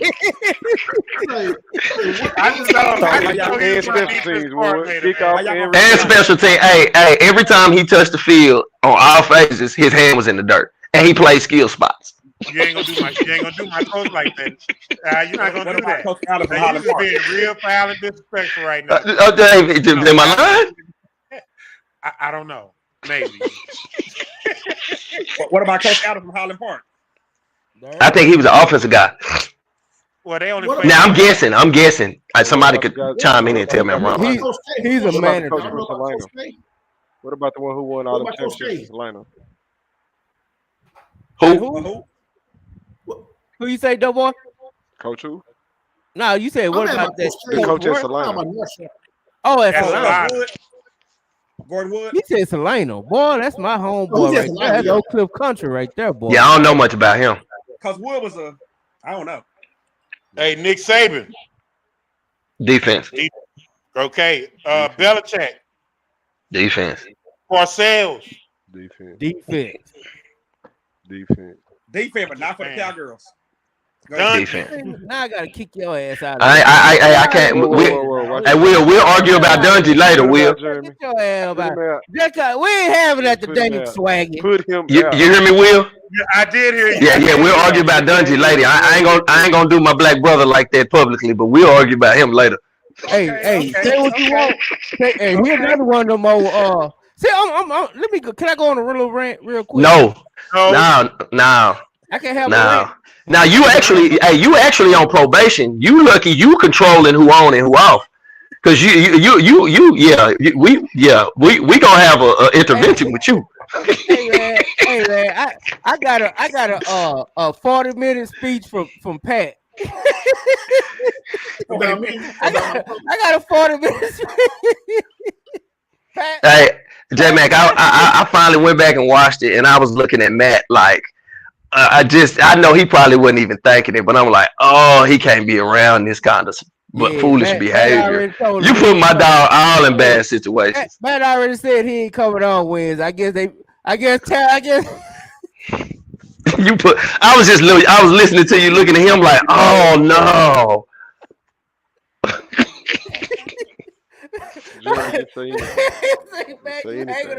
J-Mac, you gotta stop. Hey, Will, you know the worst part is as soon as I watched it, I sat there for a second and the first thing I thought about was y'all just ran into Tepper and probably would have got him to be able to come on the show. Yeah. I know it, man. Y'all ran into him right after. I said, come on. You know what? Y'all gonna respect my real. I don't care what nobody say. Y'all gonna respect my real now. I mean, I'm entitled to have an opinion. Oh yeah, ain't nothing wrong with that. Hey, I understand it might ruffle some feathers. You need a little sense, man. I want to talk about something real quick. Y'all mind? You need to. Here you go. Hey, Swaggy. You been on one today, Swaggy with. Nah, I just want to talk about something I seen this weekend. Hold on, real quick, Swaggy. I need everybody on the panel. Raise your hand if you want Swaggy talking to you laying down. Damn. You got to sit up, dog. Thank you. I feel very sick. I just want to say something I saw this weekend. All right. I saw Solana and Wilma Hutchins up close this weekend. And Willow saw it with me. And I can honestly say Solana is beatable. Very beatable. Wilma Hutchins, if you was there live, Wilma Hutchins left a lot of points off the board. A lot. That's why from a 2-yard line interception to fumbles to everything. Wilma Hutchins actually should have won that game. But at the same time, Solana running back was just dynamite. But I'm saying this. Carter can actually go in there and defeat Carter can actually go in there. You know I don't believe in that. I don't believe in they call touchdown backs. We threw interception. If it happened, they just didn't make it happen. Like I don't. Well, I'm gonna say this. I'm gonna say this. My dog Swaggy Wit was late. Will actually gave us a great in-game analysis. You're telling us stuff that he already said. Yeah, he did. He gave us the Carter can be Solana. Everything you just said, Will laid it on the table. See, you missed it. That's because he was crying about them 49. My bad. I was on Madden. My bad. He was crying about them 49. Yeah, getting drunk. Hey. I just want to know, though. I got to play in 20 minutes. Coach Todd, I know Barnett's your homie, right? Yeah. We cool. Do y'all ever talk about, like, personnel and how you use your personnel and game planning and things of such? Nah. It ain't too many. Nah. Well, can I give you a suggestion? Can you please talk to him about personnel? And come on, man. How you use personnel and things of such. Hey, man. What's wrong with you, man? My bad, man, because I want you to come back, Todd. I ain't trying to put you on the spot. I'm running everybody off right now, man. I be running everybody off. But you know what? Hey, the real ones, they stick with me. They know. I'm just saying, though, because I feel like Hutch got so much talent, man. I feel like they got a really good base of talent. But my homie Barnett, to me, he not using it. All That's the the way. thing. That's the thing, J Mac. That's everybody when they lose. Everybody, every coach can be better and do better when they lose. You know what I'm saying? You can go all the way up to Duncanville losing the state championship, all the way down to Wilma Hutchins losing to Solana. It ain't till people lose, like Ty said, you get better from losses because of what you talking about. Because people don't start questioning you till you lose. You have all the talent in the world going undefeated 3 years straight and don't know nothing about personnel or what you talking about, and nobody will ever question it. Yeah, I see what you're saying, man. It just to me, it'd be just so close. Like I was at the games, man. I'm sitting on the sidelines, right, and I'm just like, I'm on the sideline, and your best defensive player is hollering, "Why I'm not in the game?" And then my man see he's not in the game. He asked the DC, "Why is he not in the game? While this team driving down the field?" You see what I'm saying? So Yep. all I'm saying is, Coach Todd is a great inspiration to all of Dallas. You know what I'm saying? He's a great inspiration to all of Dallas. And because I do like Coach Barnett, that's my guy. And I feel like Hutch can play till Thanksgiving, man. I'm telling you, the talent is there for real. He just might need the big homie. I think sometimes I think a lot of people, I think we downplay and really don't understand what it takes to play the Thanksgiving. 2 rounds, coach. Like what I'm saying is, in the last 20 years, how many teams have made it? I'm just gonna say to the 3rd round since 2000. Like it's only a small handful of teams that done made it that far. And I think it's a stepping stone before you start talking about Thanksgiving. Like it's some steps before Thanksgiving football. Shit. So here's my thing, Jason. But that's the goal, my thing is, I need teams to start winning the first round. Yes. You know what I'm saying? Like, to me, we have our DISD teams can't get past the first round. I guess what Jeremy is saying is that Wilma Hutchins potentially has a team that every few years should be making the 3rd round push. You know what I'm saying? And there's nothing wrong with having that expectation. But a first round exit for a lot of our DISD teams that's not South Oak Cliff is unacceptable. It's unacceptable, man. I'm sorry, it is. Okay, let's say that team supposed to have them 3rd round pushes. Let's say every 3 years. Then we not discussing that team not winning in the first round in between then. Correct. But that's what I'm saying. But they have to start winning the first round first, right? Yeah, and a lot of heck yeah. That's why I say people looking at Thanksgiving and I ain't barely got to November. Like it's to me it's levels. And I think if you really go back and examine DISD football, like it's got a key in there. Like it's some nuggets that tell you what school's gonna be successful to how we talking about based on who them people have been under or what they've been through. And that's the thing. Like, there are only really 2 teams historically that have been able to make that push, and that's Madison and SOP recently. You know what I'm saying? Yeah. Like in recent time, since y'all left Skyline. So in recent time, it's been Madison and it's been SOP that's getting past the first, 2nd round. All I'm saying is we as a district have to figure out a way where we can win first round games. That's like bare minimum, let's get more than 1, 2 teams out of first round. That's not asking a lot. I think it is. Yeah. But then why y'all taking a piss on y'all fellow Dallas brethren? No, I'm looking at it as matchup based. Mm-hmm. So I'm saying let's take our district.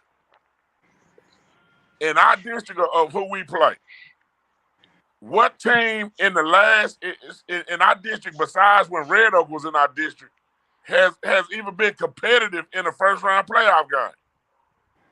Well, that's true. Because Alito, they be mad. I mean, like Kimball was matched up with Alito. I'm saying in the other years, like that. matched up with Timberview. And I'm saying if we'll know when DISD got more than one team to compete because them teams will be playing South Oak Cliff in competitive games when that's ready to happen. Correct. But that's my problem though, Todd, right? So what I'm saying is that DISD should have more than one team that can win the first round. There is a problem when you're not building a program to be able to do that. And being able to do that is playing those games that matter the most in the preseason to help build you into a callous team to be able to withstand those same teams you're going to see in the first round. But Will, I say this. Dallas has never been like that. It's never been okay. That's that fine, way. And everybody, you know what I'm saying. It actually has been. But you got to realize in the era that it was, how you're talking about, it's not the eras are so moved and far away. Like when Carter was ranked number 1 in the state in 5A, Roosevelt was number 2 in the state in 4A in '94. Like, you can go back to even when Carter won state, they still played. They played Samuel in the second round of the playoffs. Mm-hmm. So like when you go back through the '80s, when they started letting more than one team go, so we can just say in the '80s, it was some teams that were also competitive, but the problem is it was about who the matchups came up against. Well, I'm gonna say this: back in that time, that talent level spread across the district was unreal. Yeah. What I'm saying right now today, people told me that you couldn't win state in an inner city school. An inner city school couldn't win state. That's what people has always said, and that's all I ever kept hearing. And I did not believe that. I believe that you can win state in an inner city school if you build the right program, you have the right coach, you have the right help. I'm saying at some point, these teams around here have to start learning how to get out the first round. That's period. True. That should not be something where we got to make an excuse to say why they couldn't. They can. If you know you got to go out and compete against these type of people, start building a program that's going to compete with these type of people. Sock did it. Skyline did it. Carter did it. Duncanville did it. It's not hard. It's a formula. It's the same formula to win a championship. It's the same formula to win a successful program. It's going to be you're going to have to outwork the work. But if you're too lazy to outwork the work, you're going to be what you are. Period. But Will, this is the thing. In order to be one, you must come from one. Mm-hmm. I got you. Like that's what I'm saying. I'm saying like even before I knew who Ward was, the first person to ever mention Ward to me was Coach Barely Lincoln. He said, man, we got this coach, man. He reminded me of you when you first started coaching. I ain't know Ward. I mean, I know the lineage of the Ward family. I knew Nick. I ain't know the rest of them scrubs, but I knew Nick.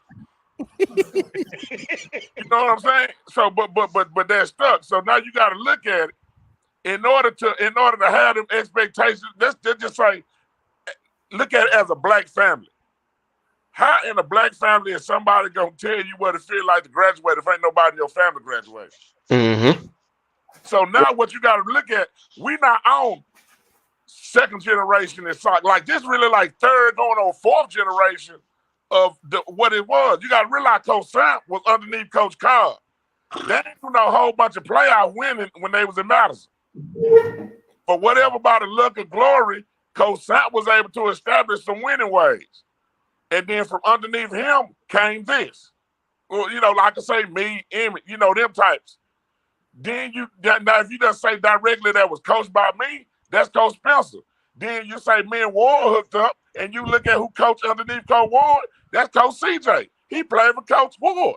And Powell and Lindley. Yeah, so yeah, you start talking about other guys that's been underneath that grind that you're talking about. You can't speak on the grind if you ain't never been there. Like it's just like being in a goddamn free Mason society or some shit. Like hey, shout out to all my squares. Yeah, all them too. But what I'm saying is, unless you have been and done walked that goddamn green mile, You can't tell nobody what that green mile is. You could try. And that's my thing when people put expectations on stuff, like you really don't know what it takes. Like, man, my blood pressure, I probably had high blood pressure so long and I didn't know that shit, Willow. But that shit, my health is what it took in order for me to get to where the hell I'm at to this day. Right, and that's real. But it's a small sacrifice. Yeah, but well, I don't call it a sacrifice, Jeremy. It's doing what you got to do in order to get to where you need to go. You know what I'm saying? It's terms and definitions too. Because you say work hard, I say work hard, Ty say work hard. Well, the people or person that y'all are thinking about, when they say work hard, it could be totally different than what we talking about. So, like you saying, it ain't a sacrifice, but to some people, coaching is teaching kids how to think, how to process information, what to think. You know what I'm saying? You got to match this standard. Right. Well, if the grown up has never, that's what Ty is saying. If the grown up has never seen that standard, case in point, when I was at Kimball, it was always on shirts, cancel Thanksgiving, cancel Thanksgiving, cancel Thanksgiving. But in hindsight, who, from a player perspective, from a coaching perspective, had ever seen Thanksgiving? Well, it's the same thing as when you guys had the date that you wanted. You know what I'm saying? That when it was written. When y'all set y'all goal every day, your actions reinforce what your goal was. Your goal was nothing simply but a result. You know, but we led by somebody who had been there before. Right, he hadn't won it, but he had been to that date. Right. You see what I'm saying? So what I'm saying is, it was a clear and precise message, and that's a part of being a leader. What I'm saying is maybe we're not putting the right people in these places that can move the program forward, for different programs forward. Because to me, I just think that it can be more than one. And you know, I think that the standard and what is required for what, and again, these are my opinions based on what I feel. Nobody else, you know, the expectation of DISD football. You know what I'm saying? I got my Carter brother back, man. Yeah, I want what's best for our kids to have an opportunity to play football, to experience everything football has to offer them. Well, you know what I'm saying? Regardless of who they are. But it's saying that too, though, Will, a lot of people got to stop thinking that just because a person went to a school make them the right hire. Correct. Like sometimes they got to get outside that box in order for you to get where you might want to go. And everything we know, it don't matter what profession or what level of football, a lot of this shit is just on some homeboy hookup shit. So what I'm saying is, if you are in Dallas and you really want to be successful to win at the championship level, it has to be somebody that has been at South Oak Cliff that can get that done from the staff that's at SOC. Because if you go back and trace it before then, it had to be somebody from the staff at Skyline when it branched off to get SOC to this point. But you can't get people to admit that, and ain't afraid to damn near die trying to get there.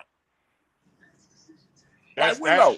In my 14 years under Sam, I'm talking about in the summer, I may have missed 4 days, and I bet them 4 was because of my childbirth. But I'm talking about a lot of these cats ain't coaching to not have no summer. Right. Like I'm talking about every summer from 4 to 7, we was in Lincoln, we was in SOC in the heat of the day. We was in it was a standard that became a norm. I was in the AC program and had to drive way to goddamn TWU every day. And I missed 1 day, and I got called in the office by Coach Lewis and Coach Sam and told me I wasn't giving enough. And I'm like, Coach, we get out of college at 4 o'clock. They looked at me and said they don't give a damn. Get my ass up. But a lot of people ain't about that life. Like a lot of people don't know how long Warren is. Like Coach Spencer have his kids on Zoom every day at 9 o'clock at night, fussing and cussing. Like who want to do that? You know what I'm saying? Like, man, win championship ain't really that real. That's what I'm talking about. Like it be some, and it ain't everybody. It ain't got to be the whole staff, but it got to be some key pieces that got that type of goddamn DNA in them that filter that make the whole staff go, and then other people do other things, and then other people may not be. Oh, they may not be this. Oh, but they that, and then you find out how it mesh and how it works. But until you get to that point, man, and you grind for a few years like that, man, don't talk about no third round. Right. Because it ain't gonna happen. Like Willow, I'm telling you, man. In my 14 years coaching these Samp was like 28. Like that shit was hell. Like look me in my eye, bro. Say. You ain't got to tell. I seen it up close and personal. Say. You know what I'm saying? Like you got to remember, Ty, when y'all first got the Skyline, I followed y'all dang near the first 6, 7 years while y'all was there. Hell yeah, with them shirts. Yeah, so I seen you. You know what I'm saying? I seen the growth. I seen it up close and personal. And I just feel like, for whatever reason, that's a whole nother story in itself. Yeah. It's just that I feel like, again, that we need our expectation as a community should make sure that these kids are getting out and being able to go to the second round and really enjoy their experiences, because to me, you can do whatever you want to during the regular season. That's cool. But if you get drugged the first round, you know what I'm saying? Like, I mean, what you doing? You know what I'm saying? Let me say this too, Coach. On the football field, I mean, Coach Todd always give like the back behind the scenes and the things that it take to be a state championship team. But one of the things that I don't see that I've seen from their staff since they've been at South Oak Cliff is putting the emphasis on O-line play. Like a lot of these teams be athletic, they can go to the first round, but they get put out because we have incompetent trenches. Like you have to be solidified in them trenches to get past these schools that we be talking about. Like you got to be able to block it. Like and a lot of times you can go from I can name some teams like because I was on the sock team when Lincoln beat us in '04, and what I can say about that team is they had competent O line play. Like it wasn't the best, but it still was way more competent than our O line play.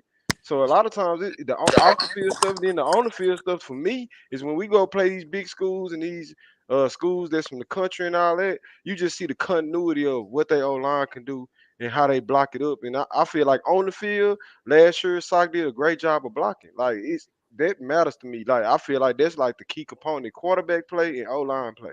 Like until you start focusing in special teams, for sure special teams, because I can go back to that Lido game where we muffed the punt. And you know what I'm saying? And we was playing them good and muffed the punt. So I feel like all phases of the game, but it starts with that O line, man. If the O line not important to you and you just riding off athletes, you're not getting out the first, second round because you're gonna go play that country school and they not gonna have it. That's the biggest difference in DISD. So here are the biggest differences. And again, that's just I'm just when I remember, and I'm just talking about it as a recruiting and watching. The biggest difference to me has always been, yes, the offensive line play and special teams. You know what I'm saying? Them two things has always hurt DISD in a whole. I remember, when I was coaching at Texas, I started an O-line camp because I just always felt like nobody really paid attention to the linemen. And that was the true difference between winning and losing. I remember watching Alito and Sock play. When they went into overtime, was it overtime or when they had the rain delay? When they had the rain delay. Rain delay. And I literally sat up there and I watched Alito's offensive line with that running back that went to Oklahoma. And I saw Sock defensive line. And for the first time, I saw Sock defensive line being able to punch Alito in the mouth. Right. And that's when I knew that things was changing for Sock offensively and defensively. And to me, that's always the only way that you're going to be able to judge how successful a team is going to be is how they play up front and on special teams. Right. Skills going to cancel skills. Right. They going to do that. And sometimes if you have that special player, that special player is a difference maker, like a Will Cole. He's the best one on the field. That's going to happen. Those guys come very few in between. So for the most part, the majority of what football is up front and it's special teams. And I just think that those are two things that a coach can control. Yeah. You can control those two things. And I'm gonna tell you something else, Willow, like what people don't really, like what people don't really give us no credit for. If you go back since I became the head coach of Sock and examine and our playoff wins, examine field goal kicking. Yes. The first year my first year, I believe we beat Mansfield Timberview, and they had a damn good team in the first round. And we settled for a 40-yard field goal. Was that Jed Duffy coach? Was that Jed Duffy team coach? Nah, hell no. It wasn't Jed Duffy team. It was where they had the DN and he went to I forgot what D1 he went to. Michael. Duffy went to Lake Ridge. Okay, Lake Ridge. My bad. Yeah. My bad. You're right. Then you come back the year against Brothers and Centennial, and this is what I'm saying. We ain't prideful. Like we went into Brothers and Centennial because they ran that triple option. We said we knew we gonna have to steal a possession, and we brought a coach in from another school, and he worked on. He said, "Hey, I'm gonna teach your kicker how to do the dribble kick, and y'all gonna recover this ball." And bang, he came with there every day and just worked with our kicker on doing that dribble kick. And now it just came down to everybody looking at me like, when we gonna do it? We did it. We recovered that shit. You go back and look at it in the Liberty Hill game where we settled for a field goal, to go ahead at first. And you look at our game against Paris Episcopal. How many inner city schools have you seen in your life that can say they did a walk-off 43-yard field goal to win the game? Right. Yeah. No. I could do you one better, Coach. Coach, there's not many schools. Go ahead. But even in that same game, that game right there, to me, sums up what it's all about. Because not only did you kick a walk-off 43-yard field goal, but you rushed the ball for 65 times in a game. In the trenches.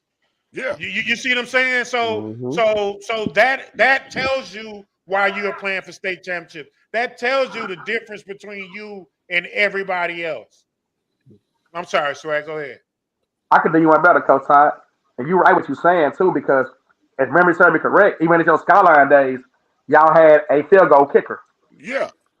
I remember him, the Mexican kid. He was a hell of a kicker. So I understand where you're coming from, because every team, you're right about that, because I ain't seen too many DISD schools besides Sunset and Addison. They're going to have one regardless. Right? Besides, like, the black schools, like the Carters, the Kimball's, all those, besides y'all have a good kicker. You're right about that. And you know what? I just seen games where schools other than y'all been in situations where they, like, if they hit a field goal kick, they win. But they don't have that kicker to do that. So I see where you're coming from on that. Let's go to the state championship game where we were just talking about this earlier before Coach Todd came on, and I was gonna speak on it, but Ward was speaking on it, how y'all was talking about the teams beating teams 80-something to something or 60-something to something. Well, I remember the state championship year last year where we was playing teams that we knew we could put 80 points on, but we'll kick a field goal from the left hash on third down. And if you go to the state championship game, that kick was sitting right on that same hash when Diego put it in there, and they put that 3 points up that we needed to separate that game. So I see the bigger picture. Like, it's a bigger picture to this. Like, winning state championships now, after watching Coach Todd and them do it, and just me being out there at practice and watching them do inside run for 30 minutes straight, it all started making sense. So watching them kick field goals with the backup kicker right now, and it just, you got to have some type of method to the madness when you're talking DISD, because we always got the athletes, we got the kids going to Texas, kids going everywhere, but when you boil it down, when you start playing them teams from out of town and they got the tactical advantage because they kids been playing together since they was 3, you got to be able to match that football wise. That mean on all phases of the game. So I mean, look what Diego doing right now. Diego probably the best kicker in Dallas to me right now. Let me ask you a question. Do y'all kick the practice at practice? Do he practice with the team? Yeah. That's He won us. that's the difference right there. I just seen schools where the damn kicker just comes to the game. I'm gonna tell you. But that goes what I'm saying, Swag. So that's what I'm saying. There's a reason why we can't get out the first round. Yep. There it is. You know what I'm saying? Like that's my There it point. But we cool with that. We cool with that. We giving that. We let people get passes for that. And then we sit up here and say we want our kids to go to college. Hey, Will, I'm gonna tell you something else that what a lot of people don't realize. See, a lot of people don't understand. Sometimes it's some strategy to winning too. And what people don't understand is, well, you watched us earlier this year, and we've been struggling on offense, in different areas. But defense, we've been pretty solid. And special team wise, we really probably been pretty solid. So now we go into these last games, trying to just finalize the final touches for the offense to make sure it's playoff ready. It don't always have to look pretty, but it got to be efficient. Now you couple that with how many teams got a punter that average 45 yards a punt? No. Say that. How many teams got a field goal kicker that's really good from 50 in? Right. So, and our coverage, now we starting to harp on the coverages and all this other stuff. Our special teams is aligned. Our defense is now getting back healthy, and our offense is finally finna hit its groove at the right time. So our quarterback play don't have to be like J Mac can say, you go out there and be Tom Brady. We gonna be in a position where we can win with Falco too. Shout out to Allen with their sorry ass QB. Yeah, because Todd, what you said, we win like the Ravens, we win like the Ravens. Yeah. And here's the thing. Special teams and defense and the run game goes everywhere in the world. Everywhere. It goes everywhere. It does not matter the weather, the temperature, the location. When they travel, you got a great opportunity to get you a W, man. And the fact that Sock can run the ball now efficiently and effectively, and they're getting back healthy and the special teams, yeah, I don't see why not. And to me, again, not to get off the subject, to make it about what it was about, is I don't see why. I do see why. I was about to say I don't see why other people can't, but I see why. But okay, I apologize. But Willow, take this back even further. You can go back 2004. When I first started working at Lincoln, Coach Samba finagled me into agreeing to be the soccer coach instead of being the basketball coach. And that was the year Chris Boshman won that championship. And it came down to I wasn't gonna wear no suit and tie to coach no kids and no basketball. So I said I'll be the soccer coach. So my soccer practice consisted of taking a whole bunch of footballs to the field and seeing who could kick the ball through the big H without being coached to do it. And our kicker, the year we went to state, we had a bad kicker named Salvador Morales. And Salvador was found because in soccer practice, Coach Todd always started soccer practice off with everybody out here kicking footballs to see who could kick. Hey, did you have him punting and kicking field goals? I had them doing whatever I wanted them to try to do, but a lot of them had trouble punting because of how they held the soccer ball, and it was different. But a lot of them could kick. But we found a way to have a kicker. Like at last year, people laughing at us last year because we get a delay of game because last year Diego had never put on a football uniform before. And he waited for the first kickoff, and he just standing there and it goes 0-0 on the clock. Delay of game. He don't even know that he's supposed to go kick the ball yet. But this kid go on, like he just said, kick the game-winning field goal in the state championship game.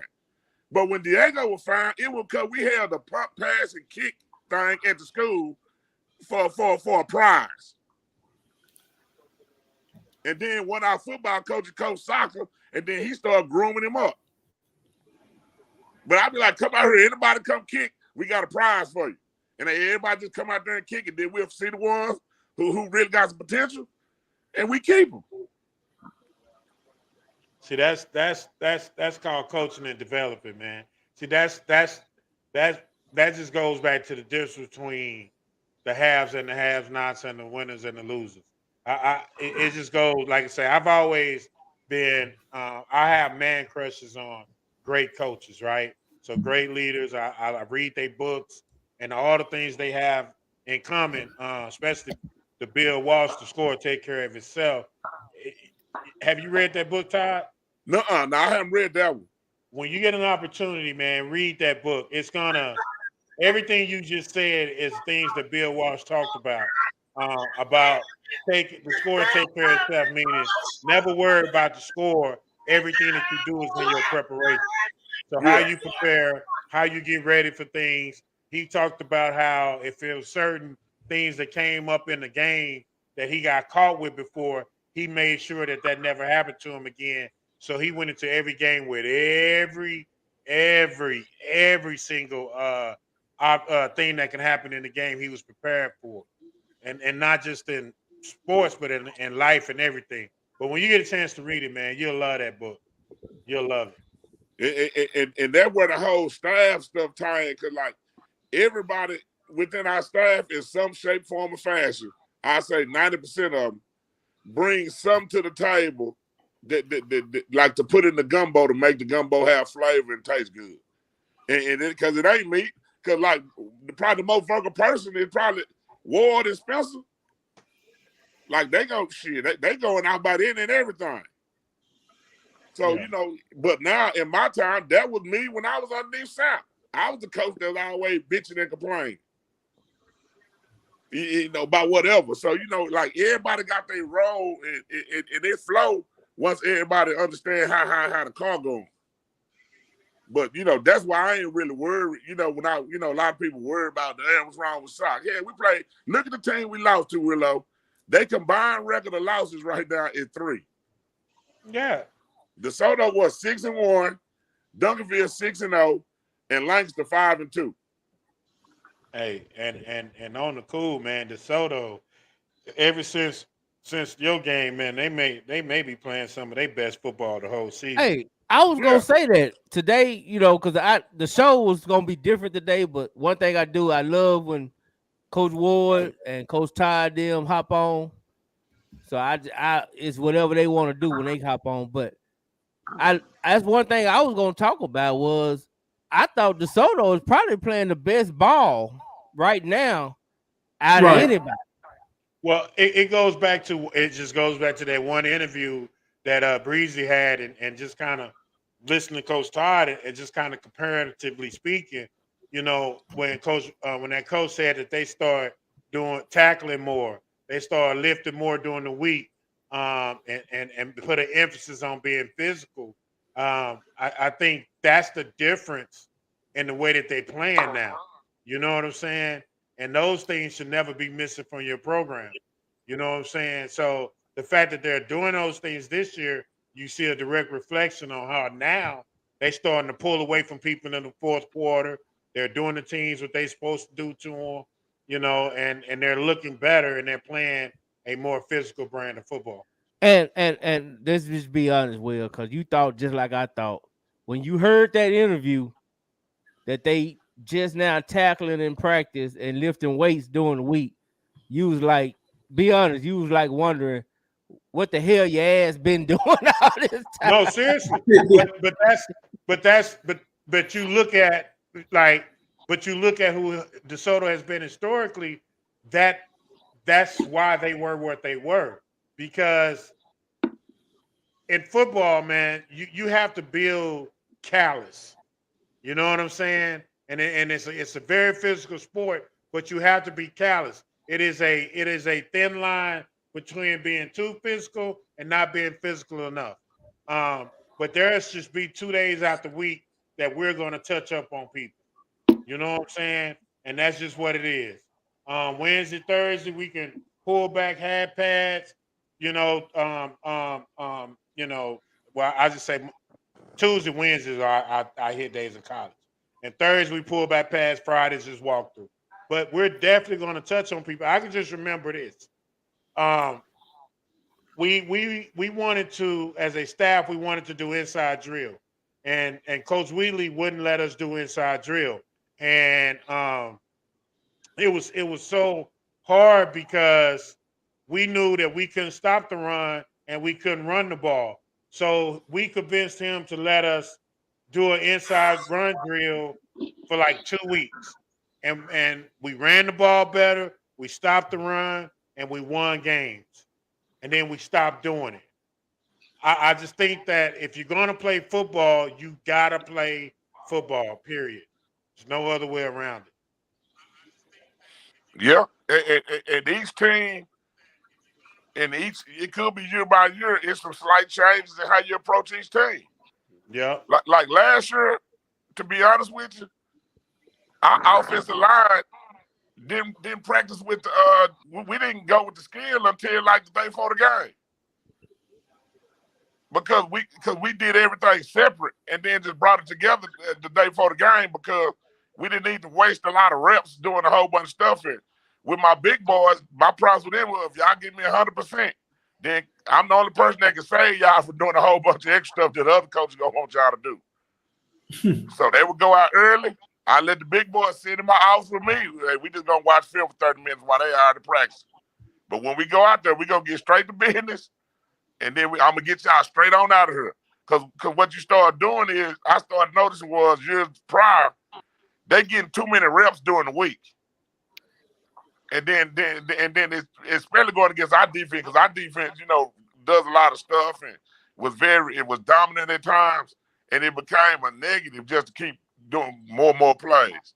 So I got them just like we're gonna buy into just doing it. Hey, all I need y'all come out here, let's walk through everything. Let's go run through it, and then let's get out of here. And they loved it, and I loved it, and that was my contribution to them. Now, I can tell you, I brought the defensive mentality to the offensive line, but I have no idea about none of the fundamental techniques of what's to be done. That was the coaching doing that part. My thing was, if I'm supposed to block him, then I don't give a damn how you block him. Find a way. Then they instructed them on the proper way to do it. And so it worked good hand in hand. Well, but that's the other thing too, though, is that I bet you when y'all went out to the field, I bet y'all got to work. Yeah. You know what I'm saying? I bet you when y'all was on that field, it was all work. You Yeah. know what I'm saying? Like I understand to pull back and take care of them, yes, but they're still in that practice where y'all gonna get after each other because you have to play the game of football. Yeah. You know what I'm saying? Take care of your players for sure. You know your players. You have to. However, in the same sentence, man, that's to me, that's why DeSoto, I think, is playing some of their better football right now. And it's exciting to watch them play. And you know who else, Jeremy, that I'm really excited about? Who that? And I got a strong feeling about Duncanville, man. I think this is Coach Sample's year, man. And I say that because they are playing they're quiet. You know what I'm saying? Like, they doing what I like. They just showing up. They just showing up, kicking ass. That's what I like. But that whole line suspect. We'll see in 2 weeks. A little bit suspect. But I will say that I'm gonna say that B Rise, good point out, is they're a little suspect on the O line. But yet and still, they still got running backs running for over 100 yards every week. Well, here's what I'm saying. Whether or not whatever they are up front, they good enough, right? And let's just be honest. They are unassuming when you watch them. You know what I'm saying? And you're forgetting how talented they are, but they're playing such I promise you, dog. A systematic, methodical type of football where it's just. I'm gonna put it like this. I'm gonna put it like this. Like, cause we love defense, right? This is why I've been loving Duncanville since Samples got there. After that first year, that 3-7 year, dude, they play the most beautiful defense you gonna see. I promise you, dog. Like, if you like, I went to the game Friday, first series, pick 6, just off the muscle. You see what I'm saying? Just all that talk about the Mansfield running game, They thought they were gonna be cute and come out there and throw a pass. 6 points. That big time running back they got 24 carries under 100 yards. Everything with Duncanville start up front. Yeah. See, that's. Thank you, Coach Todd. Fly, Eagle, fly. And see, people like Rod. I'm gonna tell you, Rod, you and your Eagle fans. In 2 weeks, fly, Eagles, fly. If y'all don't win, I don't want to hear no crying. I don't want to hear no. I don't want y'all going back sending Mathis no screenshots. Don't go back and send Mathis no pre-recordings. Cause all I'm gonna say is I'm gonna roast your ass. Hey, just like tonight, in 2 weeks, just fly, like your 49ers, fly. just like your 49ers got their ass beat down. Homie, I'm gonna roast that ass so bad. You might not like me, but you'll be okay. Yeah, I mean, it's up front. Like, I mean, that's self-explanatory. Like, But whatever. I love their defense, Coach. It's up front. Coach, their defense is so beautiful. I promise you. Hey, but if you go back, J Mac, remember I told y'all after we played them what they was on defense. They ain't been like this in a while, and they been good. yeah, that's what I'm saying. Like I mean, again, I just think that we can't forget it. Okay, I'm gonna say this. I always say this. People, there's one thing that Coach Simon used to tell me. Todd, I don't know if you know Coach Simon. But Coach Simon was my little league coach for the Redbird Raiders. So Coach Simon used to say, he said, "Will, I don't ever want you to forget this. Never mistake coaching for talent and talent for coaching.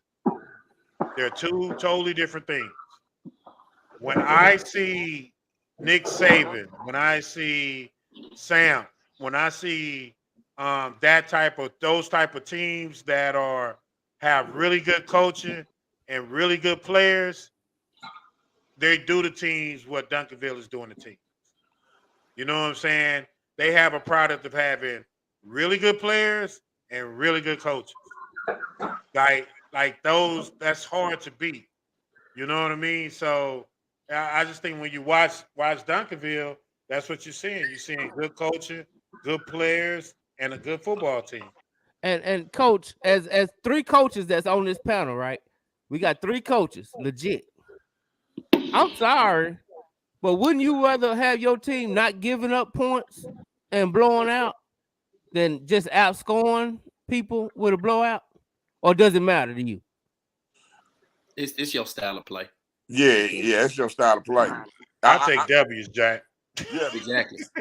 How you win based off of how you play. Let me ask y'all this question. How bad y'all think DeSoto gonna be Cedar Hill Friday? It's a rivalry game. It's always hard to say because rivalry games, a lot of stuff come into that. I'm going with it. I'm going with 50-something to 6. Hey, Cedar Hill on the road. Yeah, they be Skyline. Cedar Hill just won, man. Listen, they ain't got the first pick. So we know who the first pick belongs to now. Hey, shout out to Skyline. They got the first pick in the transfer portal draft. So all y'all teams out there, all you parents that's out here listening, and I know you gonna listen, and I know you be peeping on the replay. Your kid out there, he's 2nd, 3rd string. You think he good? He belong to Skyline. Already. He's Skyline pick. Hey, they got it. Cedar Hill number 2 though. So say Coach Ward and Coach Todd, I got a question for y'all, Coach. Yeah. I got a question. Let's say, in the next 2 or 3 years, man, DeSoto, Duncanville, Cedar Hill, they don't win state. Do you think it's going to be a coaching change demanded within that school district? You think, school, parents going to want something for some type of change? I mean, to be honest with you, as far as I start with Duncanville, now. DeSoto, now. Cedar Hill, I don't know. Yeah, I agree with that. I agree. Exactly the same. So tell me this, Coach. Does that Cedar Hill job look tempting? Really? You talking about tension? I mean, I would damn sure recommend one of my assistants to go get that job. I like that answer. Yeah, I was talking to Coach Wood. You know, y'all know I wasn't talking to Coach Todd. I was talking to Coach Wood. I got some maturing to do before I can go work in an environment like that. That's a winning culture, though, Coach. They got a winning history. Yeah, I ain't saying nothing about winning. I ain't saying nothing about winning and losses. You hear what he just said? He said him and his personal growth, huh? Yeah, my personal growth. I need to grow Cedar some Hill more. has a coach, Coach Lynn, who is very successful, played in the state championship a couple years ago, who is from Wilma Hutchins, who has won state championships. And that man has lost a lot of coaches under his tree that has went on to be successful. You know what I'm saying? Coach Ronald McClain, I think that ship on pass, brother. Y'all should have got that a long time ago. Well, maybe I see that. I might be I might just feel a little different, man. I think if Duncanville make it to state and they play North Shore again with their starting North Shore ain't going back. I'm just hypothetically speaking, okay? Hypothetically speaking, if North Shore get back to state and their starting quarterback is out and they lose to a receiver quarterback, I mean, it may need to be some type of reevaluation. So, I mean, I'm not. Right. Hey, Brian, real quick. We got to stop that. Amador is a good quarterback, even though he's a receiver. He didn't average by 300 yards a game throwing. All right, let me ask you a question. Everybody that's good playing their backup quarterback right now. Hold on, I'm going to Carl got to say. Go ahead, Carl. Hey, B. Rise, I got a question for you. Me and you doing business together, okay? And you making more money than you ever made. I hit you up and I go, hey man, let's do this deal. You're like, oh man, I don't know if I want to do this deal, man. You be trying to hustle me. What do you mean? Like, we've been making money. Like, you've been making more money than you ever had. Right. But you know what I'm saying? But then you get mad and it's like, okay, well, bump it, man. I'm gonna go do something else different. You know what I'm saying? Because you can't get me to the next level. Well, you forgot where you were. Mm-hmm. You know what I'm saying? And now you're living in we getting money and we doing things and you want to go to the next level, but certain things happen that's out of our control. But we still getting money. You not hurting. We still getting it. And then now you want to, do something different. And what happens if you never go back? What happens if the next person you go to, you go back to living in poverty? Right. You made some great points, Will, but I'm telling you, this is the biggest thing. Look at every program that he has left and look what them programs are. And that's the telling thing. Because I'm going to tell you what the hard part is. Good point. The hard part is replacing him. You replacing the person that really don't even got to work. Because, I mean, he can just pack up his shit and go any day and whenever he feel like. True. So nobody else is gonna walk in with the same type of clout that he walking out with. Mm-hmm. So the stuff he gonna be allowed to do and the stuff that he want to implement may not be the same power given to the next person. Which means and then you got to replace somebody, and whoever come in, if it ain't from underneath him directly, and then still, even the people directly underneath him ain't got that green mile factor to them. But that's you're right. Like I'm telling y'all, man. Say, man, when I say 14 years felt like 28. Nah. They might know why I'm laughing. Hey, okay. So I you know how I know what you're talking about? Because I worked under Hardball, I worked under Strong, and when them hours when you come in at 6 in the morning and you don't leave at 12 at night, You know what I'm saying? That you talking about them type of hours where you feel like you like I'm with you and you work for a GOAT, Todd. Like you work for one of the best ever. You know what I'm saying? I'm just strictly saying that you can't. The worst job to have is the person who follows the GOAT. It's the worst job to have. I'm gonna be honest with you, fellas. My Cowboys about to start. Wait on you. You already know it. This is gonna be good though. I love you guys. But y'all know how I am about my Cowboys. Fly, Eagle, fly. Hey, remember, that's how 14 we roll. Felt like 28. 14 feel like 28. Hey, real quick. Hey, Giant prediction. Coach Todd, from now on, Coach Todd, check your inbox. Every Sunday you will have a link. Yeah. So whenever you next week, you know what I'm gonna do? Next week, I'm gonna give y'all my special picks next week. You're welcome. In the Wednesday, come on. No, you can do it this Wednesday if you want to. No, I need to go for the following week. Okay. Oh, I got you. Because I do a lot of research, and so I just want to make sure my stuff. If people betting out there, I want to give them good betting advice. I might need help. Give me help. Man. I will from now on every Sunday. Check your inbox because it's gonna be a link in there. All right. We got to, man. It's gonna be a link in there. I promise you. Now whether you use it or not, that's on you. Okay. Cause Warren, it's gonna be there.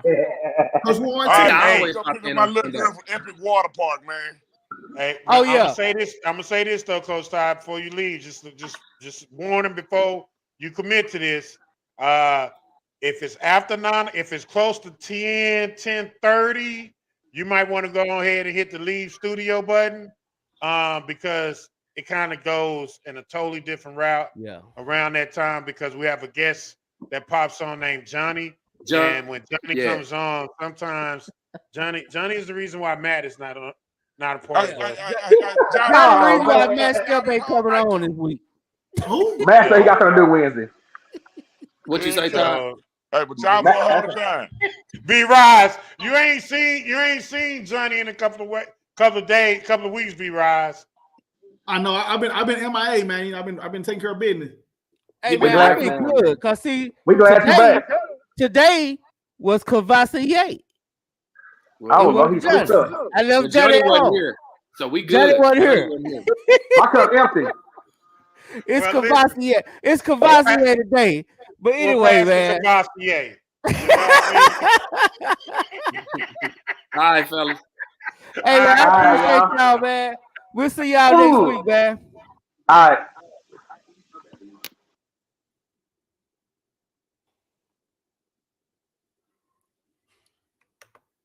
Watch this. Next,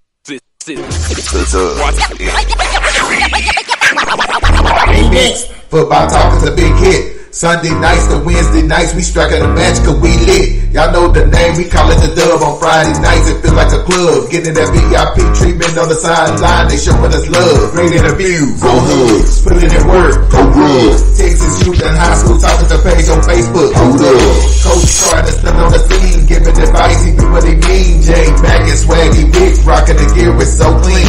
Big rise and go easy, off the easy, push easy. With my steppers, our special kids, making picks and so easy. Trying to win, we so greedy. All our fans are so needy, cause they need to hear them talk about their club. We do it for the dub. We do it for the dub. We do it for the dub. We do it for the dub. That PF dub.